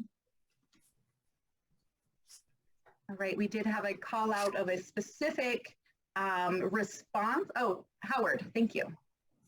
Yeah, I just like to say that being on the receiving end of what Franco did when I was trying to discuss that, if that's what we do with CARE, I can understand why they wouldn't want to be on these calls. So it wasn't comfortable on my end when I'm just trying to give my opinion to be verbally attacked on the call. So I think that if CARE chooses to engage, that if we all keep our comments as professional as possible, it would be best. Thank you for sharing that, Howard. As someone who's been on the receiving end of CARE's attacks, I can say, yeah, it does not feel good. And we would definitely want to keep these professional. So I appreciate everyone speaking, and let's focus on the next discussion at hand, which is CARE's responses to the advisory committee, specifically on weight of post-consumer content. Was there a, I believe this was either Nat or Gail. Yeah, so I brought this up because in the response that CARE produced for one of our motions from last meeting about the increase of post-consumer content material, they basically responded that the introduction of non-industry thresholds and tiers would create confusion and increase the potential for errors. At the same time, yet they're promoting a report here that's not being able to reach their 24% goal. And it seems kind of ironic that on one hand, they don't want to accept our motion to increase the PCC, which would increase the amount of material that's recycled. But yet at the same time, they're going to be hit with enforcement fines before it's not reaching their 24% goal. So I'm wondering, something doesn't make sense here. And maybe I'd like to put a motion that the annual report be in line with their decisions to accept some of our motions or not.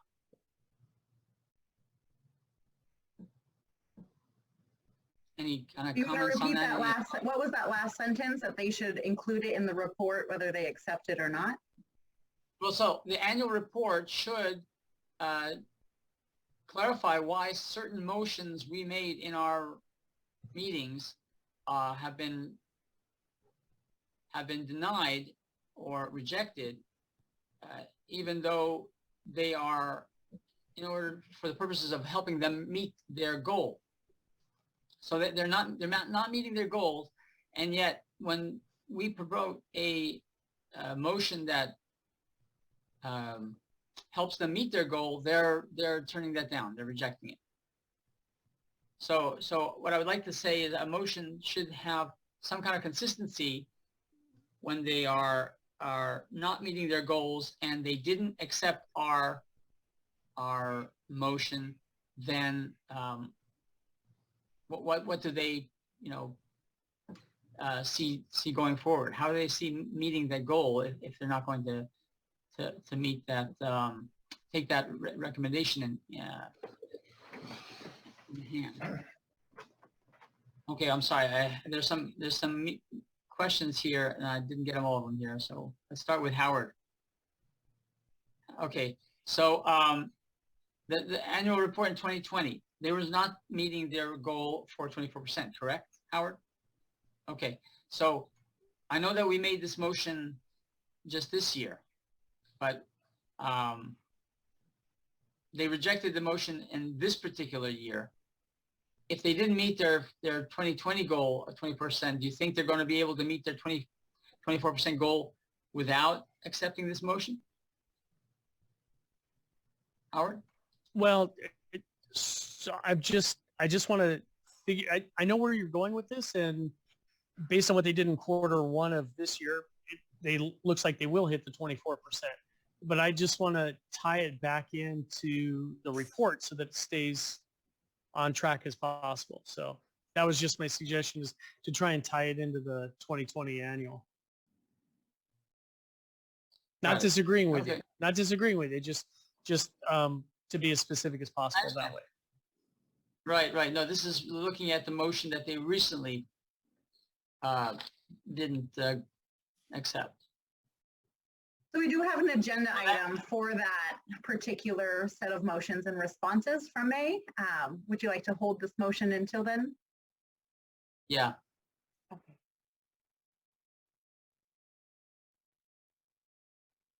Franco, I see your hand.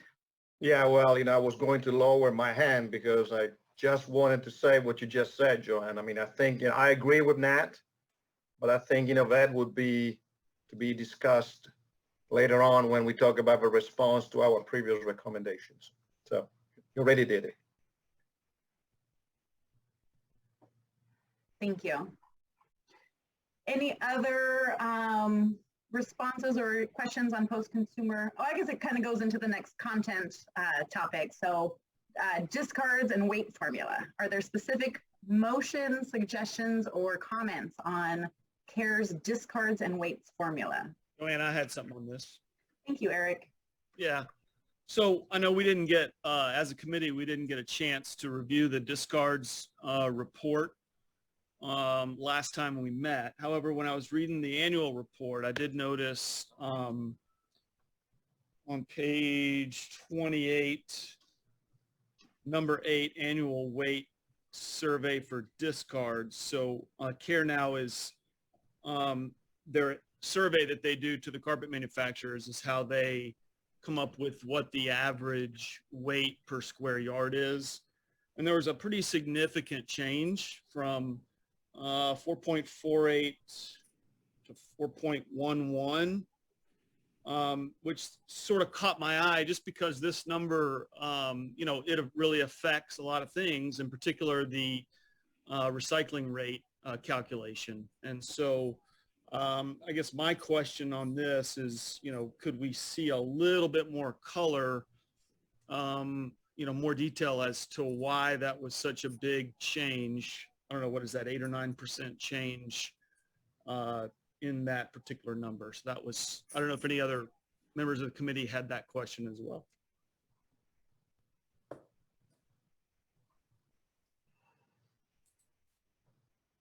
So is it a request to add clarification and explanation as to why that weight changed? Yeah, I think that's it. I think you've hit on it. Just because it is an important number and really affects a lot of things, such as the recycling rate calculation. So I wrote the motion on page 28, number 8, CARE described the carpet weight survey, which implies that carpet weight is changing. CARE needs to provide more explanation as to why and how that weight changed. Has it past tense or is it future tense? I think in this particular case, since we're talking about the annual report from last year, it's past tense. All right, thank you. I have motion by Eric. Is there a second? I'll second. Actually, I thought Eric wanted to reclassify that as a clarification. Did you want to, Eric? I'm sorry, what was that, Wes? I missed what you said. I thought a few minutes ago you wanted to go ahead and change that to a clarification in lieu of a motion. I say we leave it as a motion, I think. Thank you. We have a seconded by Gail. Are there any comments from the advisory committee? So Eric, how does it affect the recycling rate? Because is it the lighter the material, the lower the rate? Is that how it works? Well, actually the rate goes up because the total pounds goes down. And so the I believe that's how the discards formula works. Somebody might confirm or deny my recollection. I don't have it in front of me, but either way, Nat, whether or not the recycling rate goes up or down, that's a pretty significant change in that number. That's why I flagged it. Thank you, Nat. I see, Gail, did you get addressed? I see a star in the chat. Oh, all I just want to say is please don't move. I have another motion associated with the same issue that that's different than this one that I'd like to bring up after this motion. Okay, thank you for that reminder. Any other comments from the advisory committee?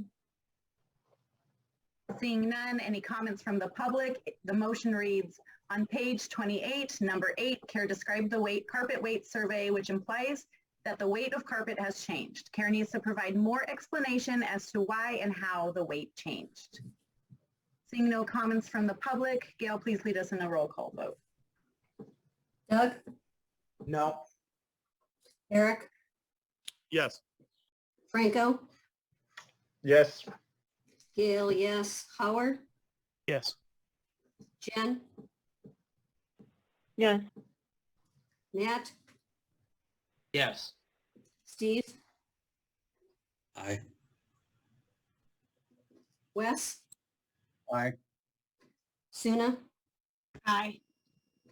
And Joanne? Chair votes aye. The motion passes. Thank you. Gail, you said you had another motion under the same topic? Yeah. And I'll read it to you. The 21% recycling rate is based on recycled output divided by discards. CARE acknowledges in the annual report that there is a current dispute regarding the discard formula. Therefore, that any claim of 21% recycling rate should have an asterisk by it and a note regarding the concerns regarding the discard formula. Asterisk.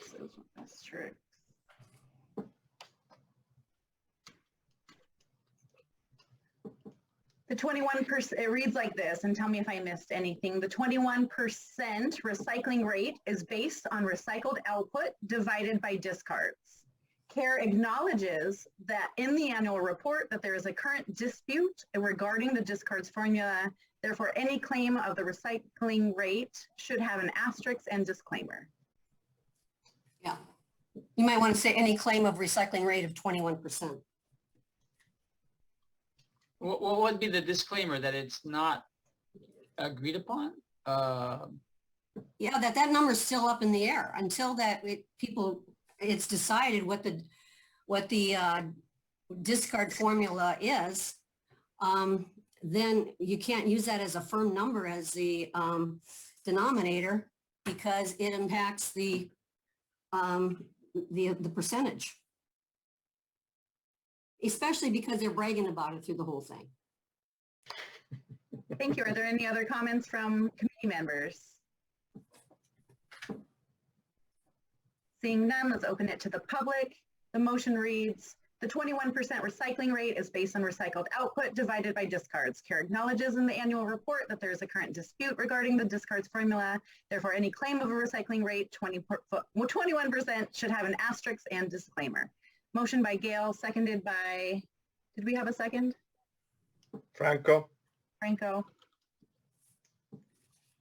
Any public comments? Seeing none, Gail, please lead us in a roll call vote. Doug? No. Eric? Aye. Franco? Aye. Gail? Yes. Howard? Abstain? Jen? Yes. Nat? Aye. Steve? Aye. Wes? Abstain. Excuse me? Abstain. Okay. Suna? Aye. Joanne? Chair votes aye. Okay, we have 1, 2, 3, 4, 5, 6, 7, 8 ayes it passes. Thank you. Are there any other, we have a comment from Bob Peoples. Formula is not in dispute. It is an improved plan. CARE does not have a project to refine the formula, and CR CalRecycle is in the loop on the ongoing project. Gail, did you have a page number you wanted to reference on? Oh, I will find that. Okay, we can always add that page number. But in actuality, that the discard formula is in as they finalized it, but it's still open for public comment, even though we didn't get to it. It's not been approved by CalRecycle. Thanks, Gail. Suna says page 97. Can you confirm that, Gail, please? Okay. All right, so if there's no other comments on the discards and weight formula, we're going to move on to performance metrics. And as a reminder, we're in our last 30 minutes and we still want to vote and approve these lists at the bottom. So if we can please keep our focus on words and motions on the paper. Are there any discussion on CARE's performance metrics reported in the annual report?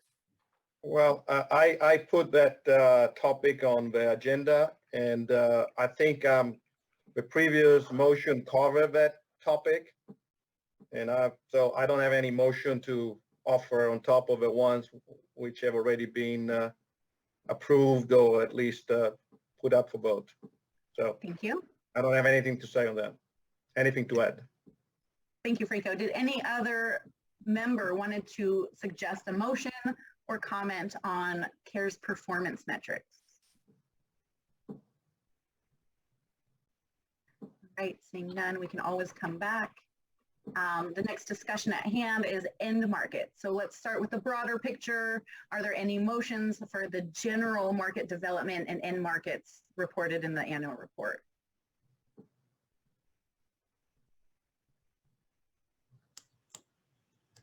Seeing none, let's just focus on, we did have a specifics on in and on ground applications for recycled output.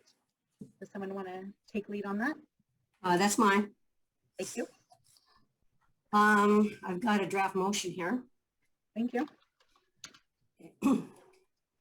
On page 87, CARE commits to a update of the in and on ground application of recycled output in 2021. And this is to ensure safe and legal use of materials, including post-consumer calcium carbonate, PC4, and that's a direct quote from the report. CARE has submitted these guidelines to the AC in the past.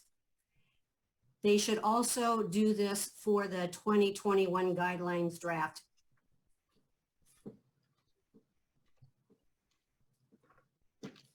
And this is very important because there's a lot of changes coming up when it comes to what's legal use.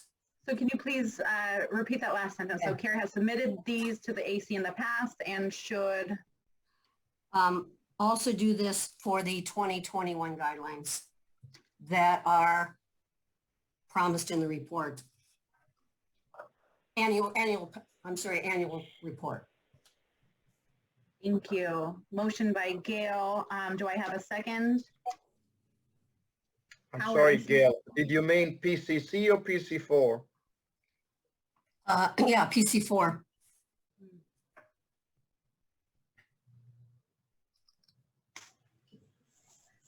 Howard, I see your hand, and then if there's anyone else who has comments, go ahead and get in line. Gail, is that a motion? Is that a motion that you want to put on for the annual report or a suggestion for the future? Well, they're the ones who put this, that they're going to do that this year. And it seems like they're making a commitment for it. And so they're the one who brought up 2021. And so I just want to make it clear that we want to see that thing. And the one change, Joanne, legal use of materials, including PC4. And I'd also say and fiber. So, PCC. Thank you for those clarifications. Are there any other comments or suggestions from committee members? Do we have a second? I just have a clarification question because I'm ignorant of some of these acronyms. AUP? So that was their guidelines, agreed upon procedures. So that's what CARE told. Okay, thank you. Thank you. I'm sorry, Gail, specifically on 87, I'm missing it. Which part of page 87? I'm looking at the report and I don't. I hope I got it right. Must be overlooking at it. If you could just point me in the right direction, I'd appreciate it. Thank you. Ooh, where did I put it?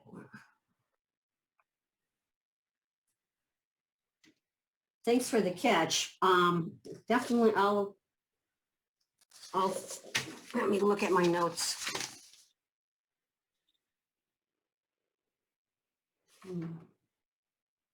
While she's looking over her notes, is there someone else who wants to second the motion? I see. No, Comment, Doug. please. Yeah, Oh, comment. Knowing where all the products are for PC4 and fiber, I don't believe there are any in-ground applications currently being used. So why the big point in pushing this? There are none. There are no uses for in-ground. They're being used for stormwater waddles.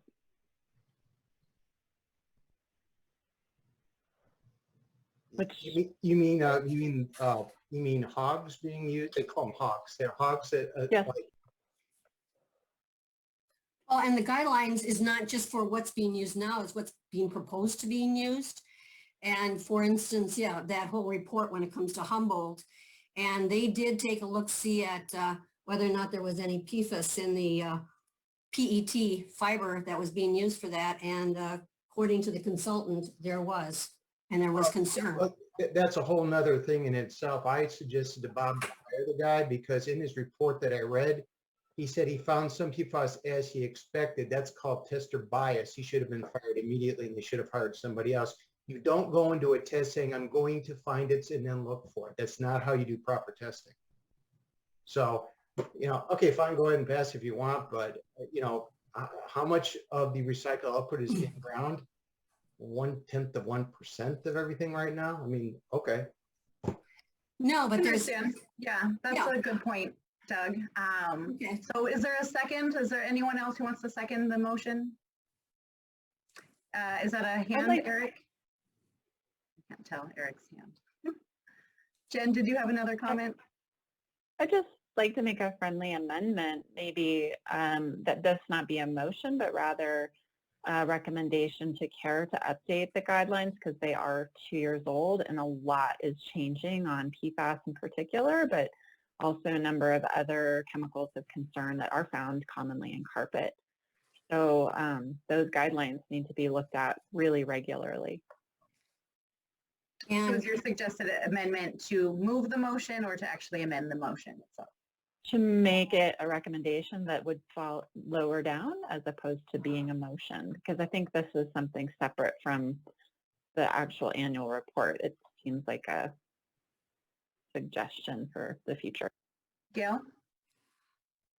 I don't have a problem with that. It could also be just be a clarification because they make a comment, I'll find the right page, that they are going to issue a new guideline for this year.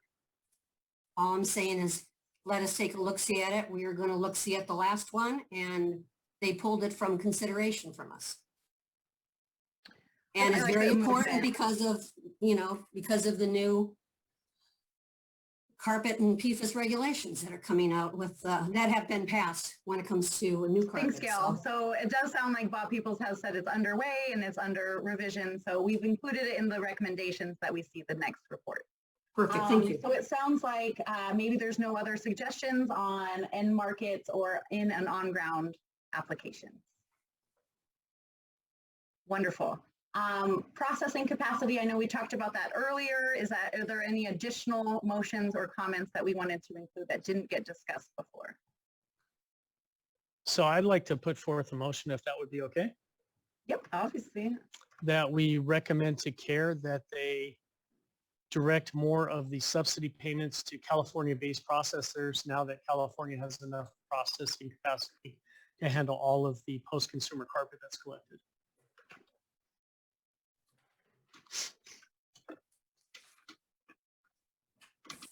As the plan allows them to do.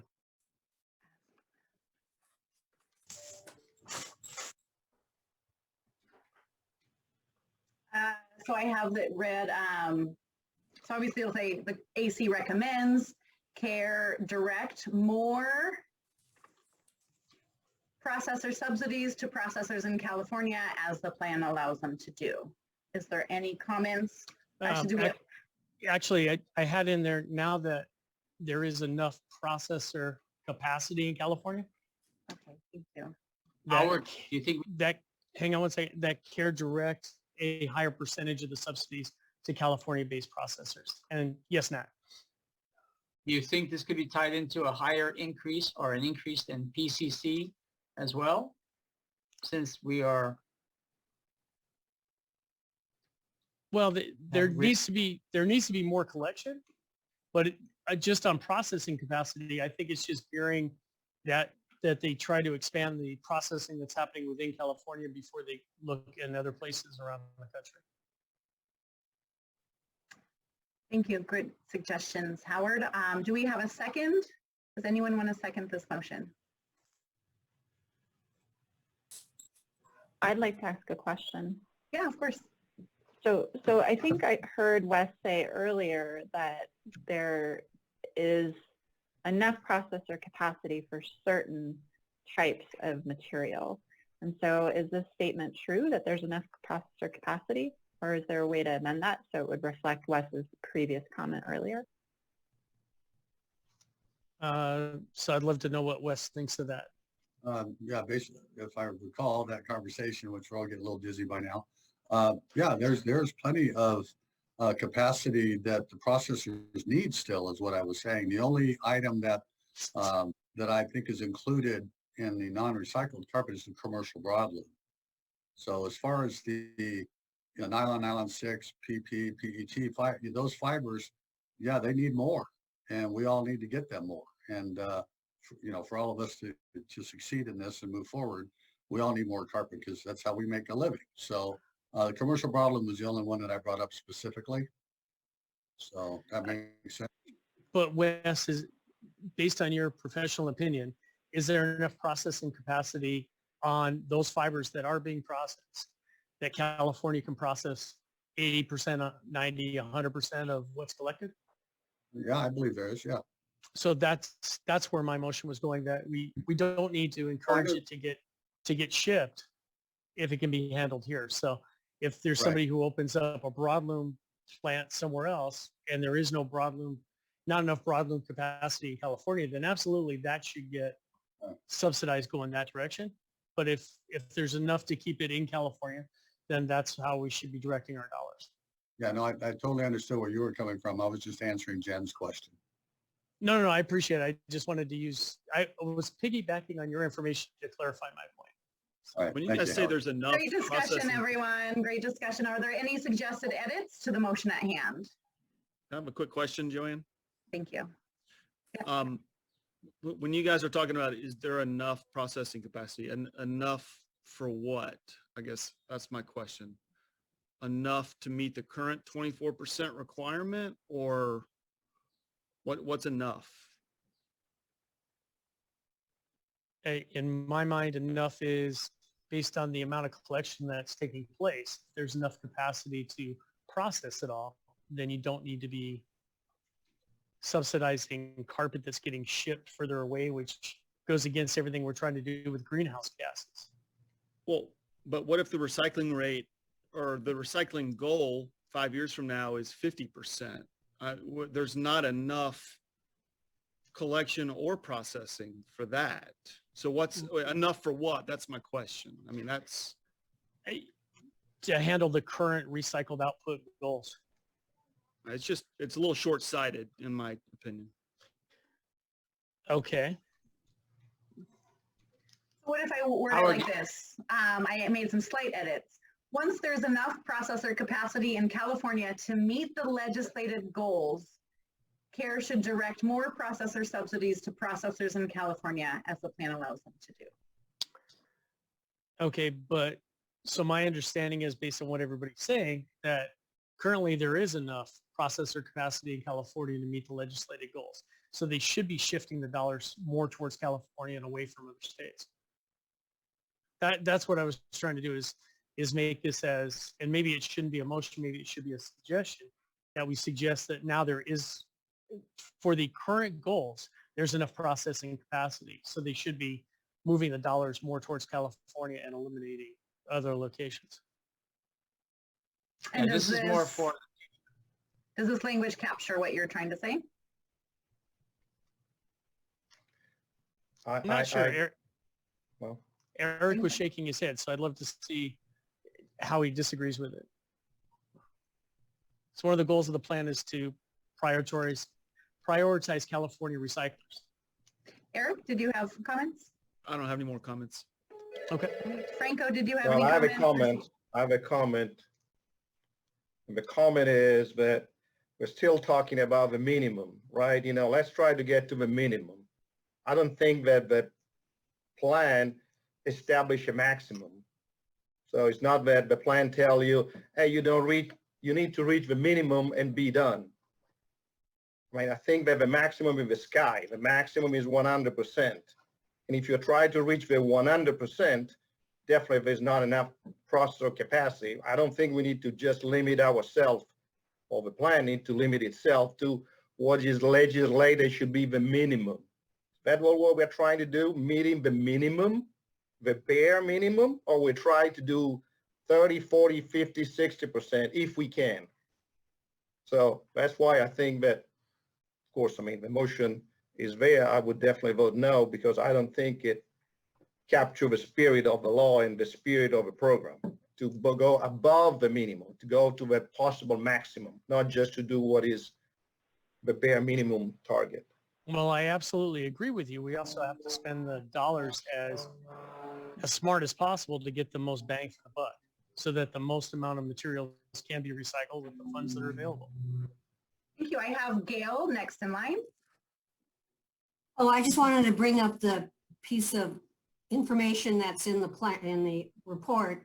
Is that it when relative to the motion that's at hand? And Yeah, what we're it's discussing? about current capacity. California is 98.7 and out of state is 200, total is 490.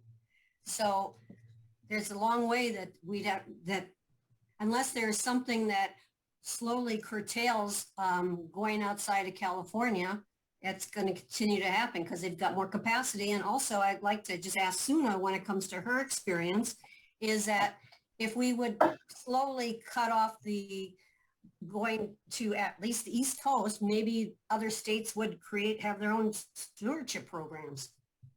Yeah, that's an interesting question, but not really relative to the 2020 annual report. And since we're less than 10 minutes, we're really going to focus on the language that's at hand. Do we have a second for this motion?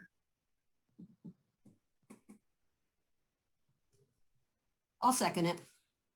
Yeah. All right. Now we can open. Are there any discussion points from advisory committee members that didn't feel like they got heard previously? Seeing none, we're going to open it to the public. And I see David Bender. I also see you chatted a comment, but if you could please just unmute, if we can have Mark unmute you, and keep your comments to 2 minutes or less, please. Thank you.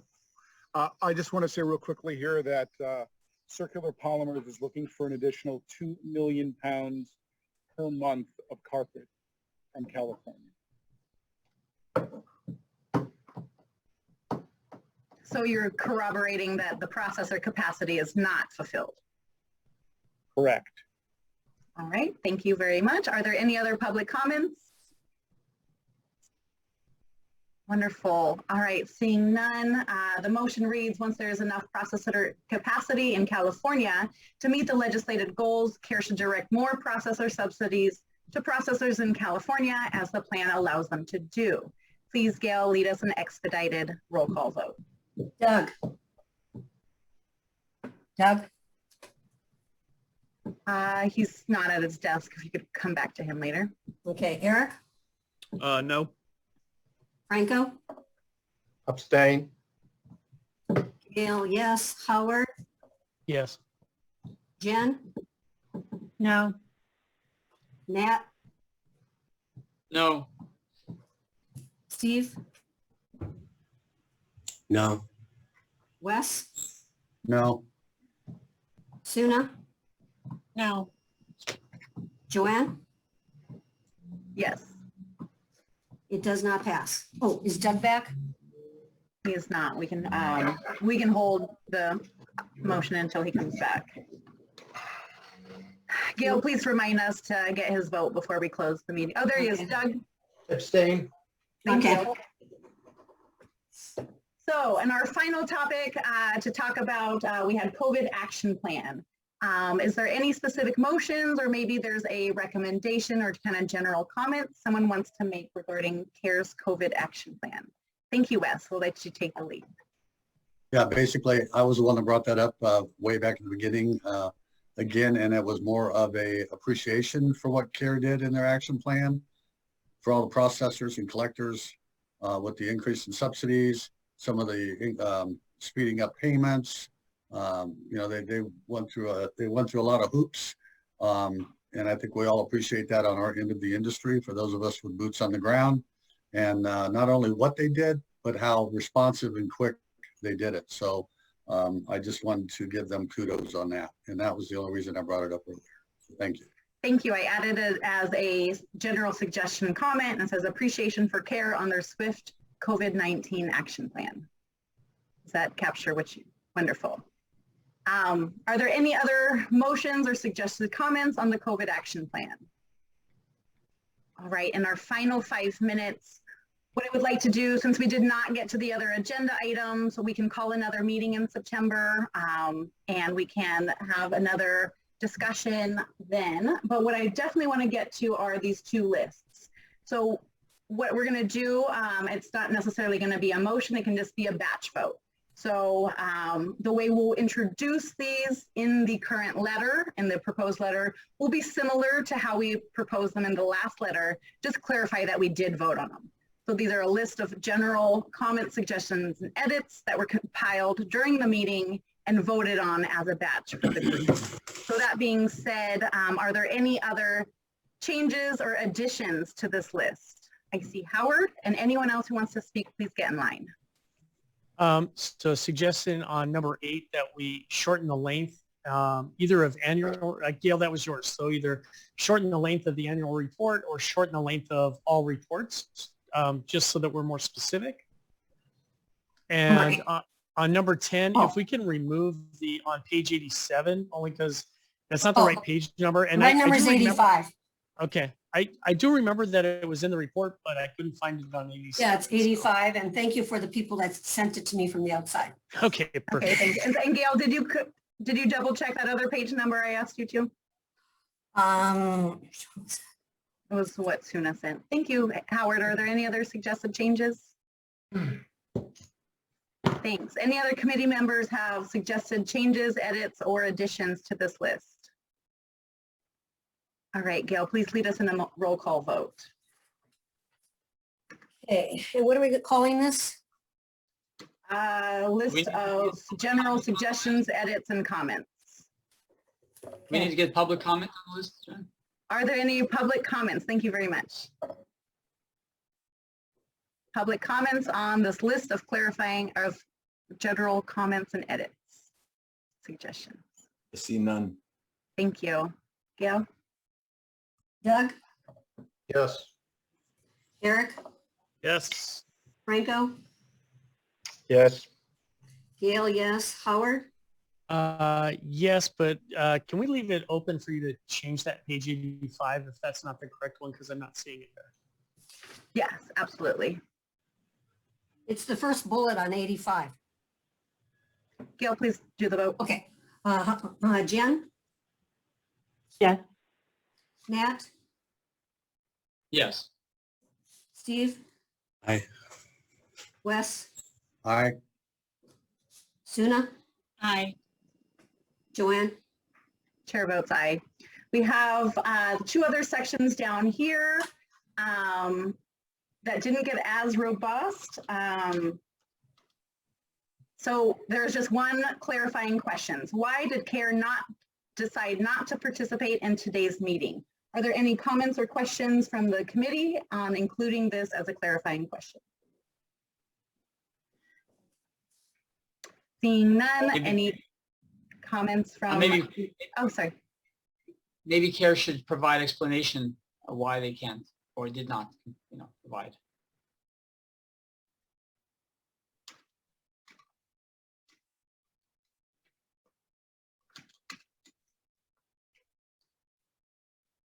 Thank you. Now we have Howard, and then we'll go to the public. So I was just thinking, does it really matter why they didn't on this one? But maybe we should just reinforce that we would like them to be here for future ones. It is framed as a clarifying question, so thank you. Any other comments from the committee? Thanks. We'll turn it over to the public. Mark, will you please unmute Heidi Sanborn? Sure. Heidi Sanborn, you said? Yes, please. Yeah. Done. Just wanted to say, there's different advisory committees for different things in this state. And I watch them, and I also watch from other states. And I hate to keep doing this, but I'm going to express my extreme disappointment with CARE for not participating fully in a committee that we helped set up in law that was intended to help them. So I'm just going to say that on the record, how disappointing this is to see. And I really hope other stewardship programs don't go down a path like this. And I hope they come back to the table and participate fully as intended. Thank you. And thank you for your comments, Heidi. Jen Jackson, did we skip over you, or is that a new comment that came up?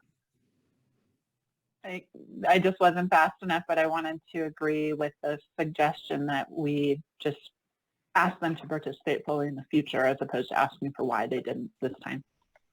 And consider participating in the future.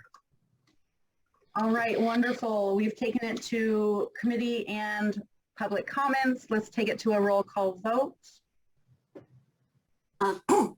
Just before, Howard, on this last one with the 85, page 85, okay? Yeah, we really need a focus. No, I need his vote. I don't have his vote. Yeah, that's an aye. Thank you. Thank you. I saw it. All right, next one, this one, Doug, Aye. Eric, Aye. Franco, Aye. Gail, aye, Howard, Aye. Jen, Aye. Nat, Aye. Steve, Aye. Wes, Aye. Suna, Aye. Joanne. Chair votes aye. Thank you, everyone. We did get through all the annual report topics and content that we derived in the beginning of the meeting. I do want to point out that we did not get to the two other agenda items on our list. So what I'm going to recommend is that when we meet in the fall in September, we put these back on the agenda items, and we'll continue to do a 5-hour meeting, and we'll do our best to try to get through these items a lot sooner. Are there any other questions or comments on the agenda or future agenda items? I see Wes, and then, yeah, Wes. Yes, I just want to hopefully make one quick comment that under this stupid question segment of our agenda, and that is, I'm looking at the makeup of our Carpet Advisory Committee, and obviously it's very diverse and appreciated, all the opinions, local government, environmental groups, but I'm a little puzzled as to why we don't have a member of Circular Polymers on the committee. They're a key driving force with carpet recycling, along with Aquafil and LA Fiber and the rest of the folks. And I'm just kind of amazed and surprised at the same time that they don't have a representative on this advisory committee. So we might want to bring that up next. Maybe Allison can pipe in on that. I appreciate that, Wes. Does any other committee members or public have any suggestions on future agenda items? I'd like to make a comment that it would be helpful if CARE provided us with an explanation as to why they didn't attend the meetings, so that maybe we can make changes in the way we make our meetings or have our meetings so that they would be more inclined to attend next time. If it's maybe what we're wearing or our, discussions, Or they background. miss being in person and seeing us. Jen Jackson, I see that you had another comment. And thank you, Nat, for that. It sounded like there was an opportunity to make recommendations for changes in the statute or possibly the regulations to the Recycling Commission. So I wonder if that should be an agenda item for us to discuss, if there's anything that as a group we would want to recommend. So I have started these just as notes. We have very clear instructions that we are not allowed to talk about legislative recommendations. We are part of regulation, so we can't cross that barrier into legislation. So one of these suggestions that we could do, especially considering that the commission is going to be talking about the advisory committee, is that we invite the commission to our meeting and we can discuss with them our experiences and they can do what they want with legislatively. So we do have a limitation as a committee. We cannot make recommendations on legislative. I only made these as notes, but since it has been brought up in the past and we are interested in what the commission will talk about, I believe the most legal way forward would be to invite the commission member to attend our meeting and we can discuss it under them, but we cannot go to their meeting and make legislative recommendations. I do see that Except Heidi as has individuals. we can as individuals, absolutely, and we should. And Heidi is the chair of that commission, so if there's no other committee comments, I'll definitely give her the floor. Mark, if you could please unmute her. Yeah, there's a comment in the chat from Wes as well. I'd like to see a vote, as we did.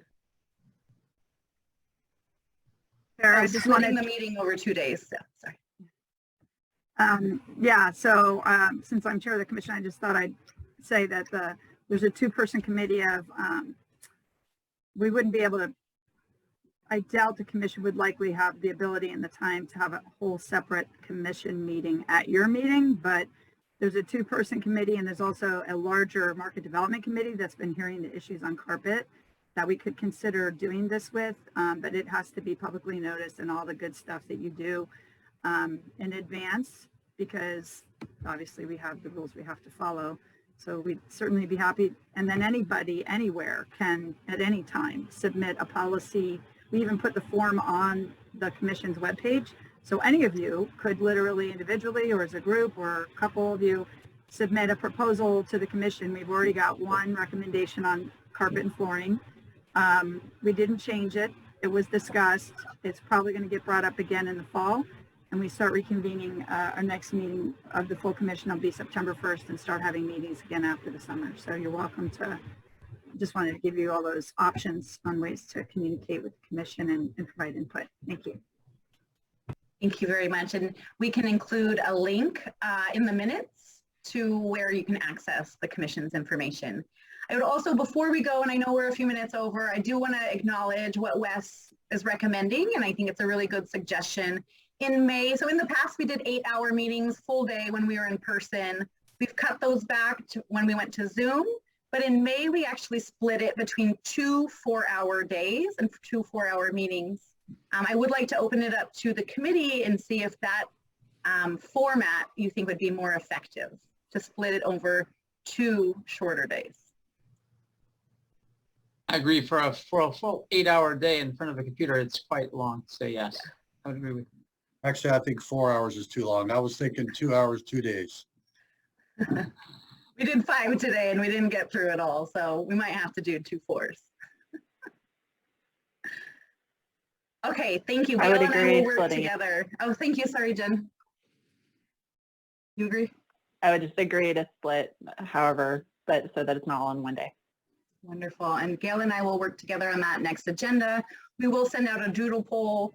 We know that the final annual report will be made publicly available September 1st. Usually CalRecycle's public comment window is 3 weeks. So we'll probably meet within the 2nd or 3rd week of September as our next meeting. We will send a doodle poll out. So with no other comments, questions, or future agenda items, I will adjourn the meeting.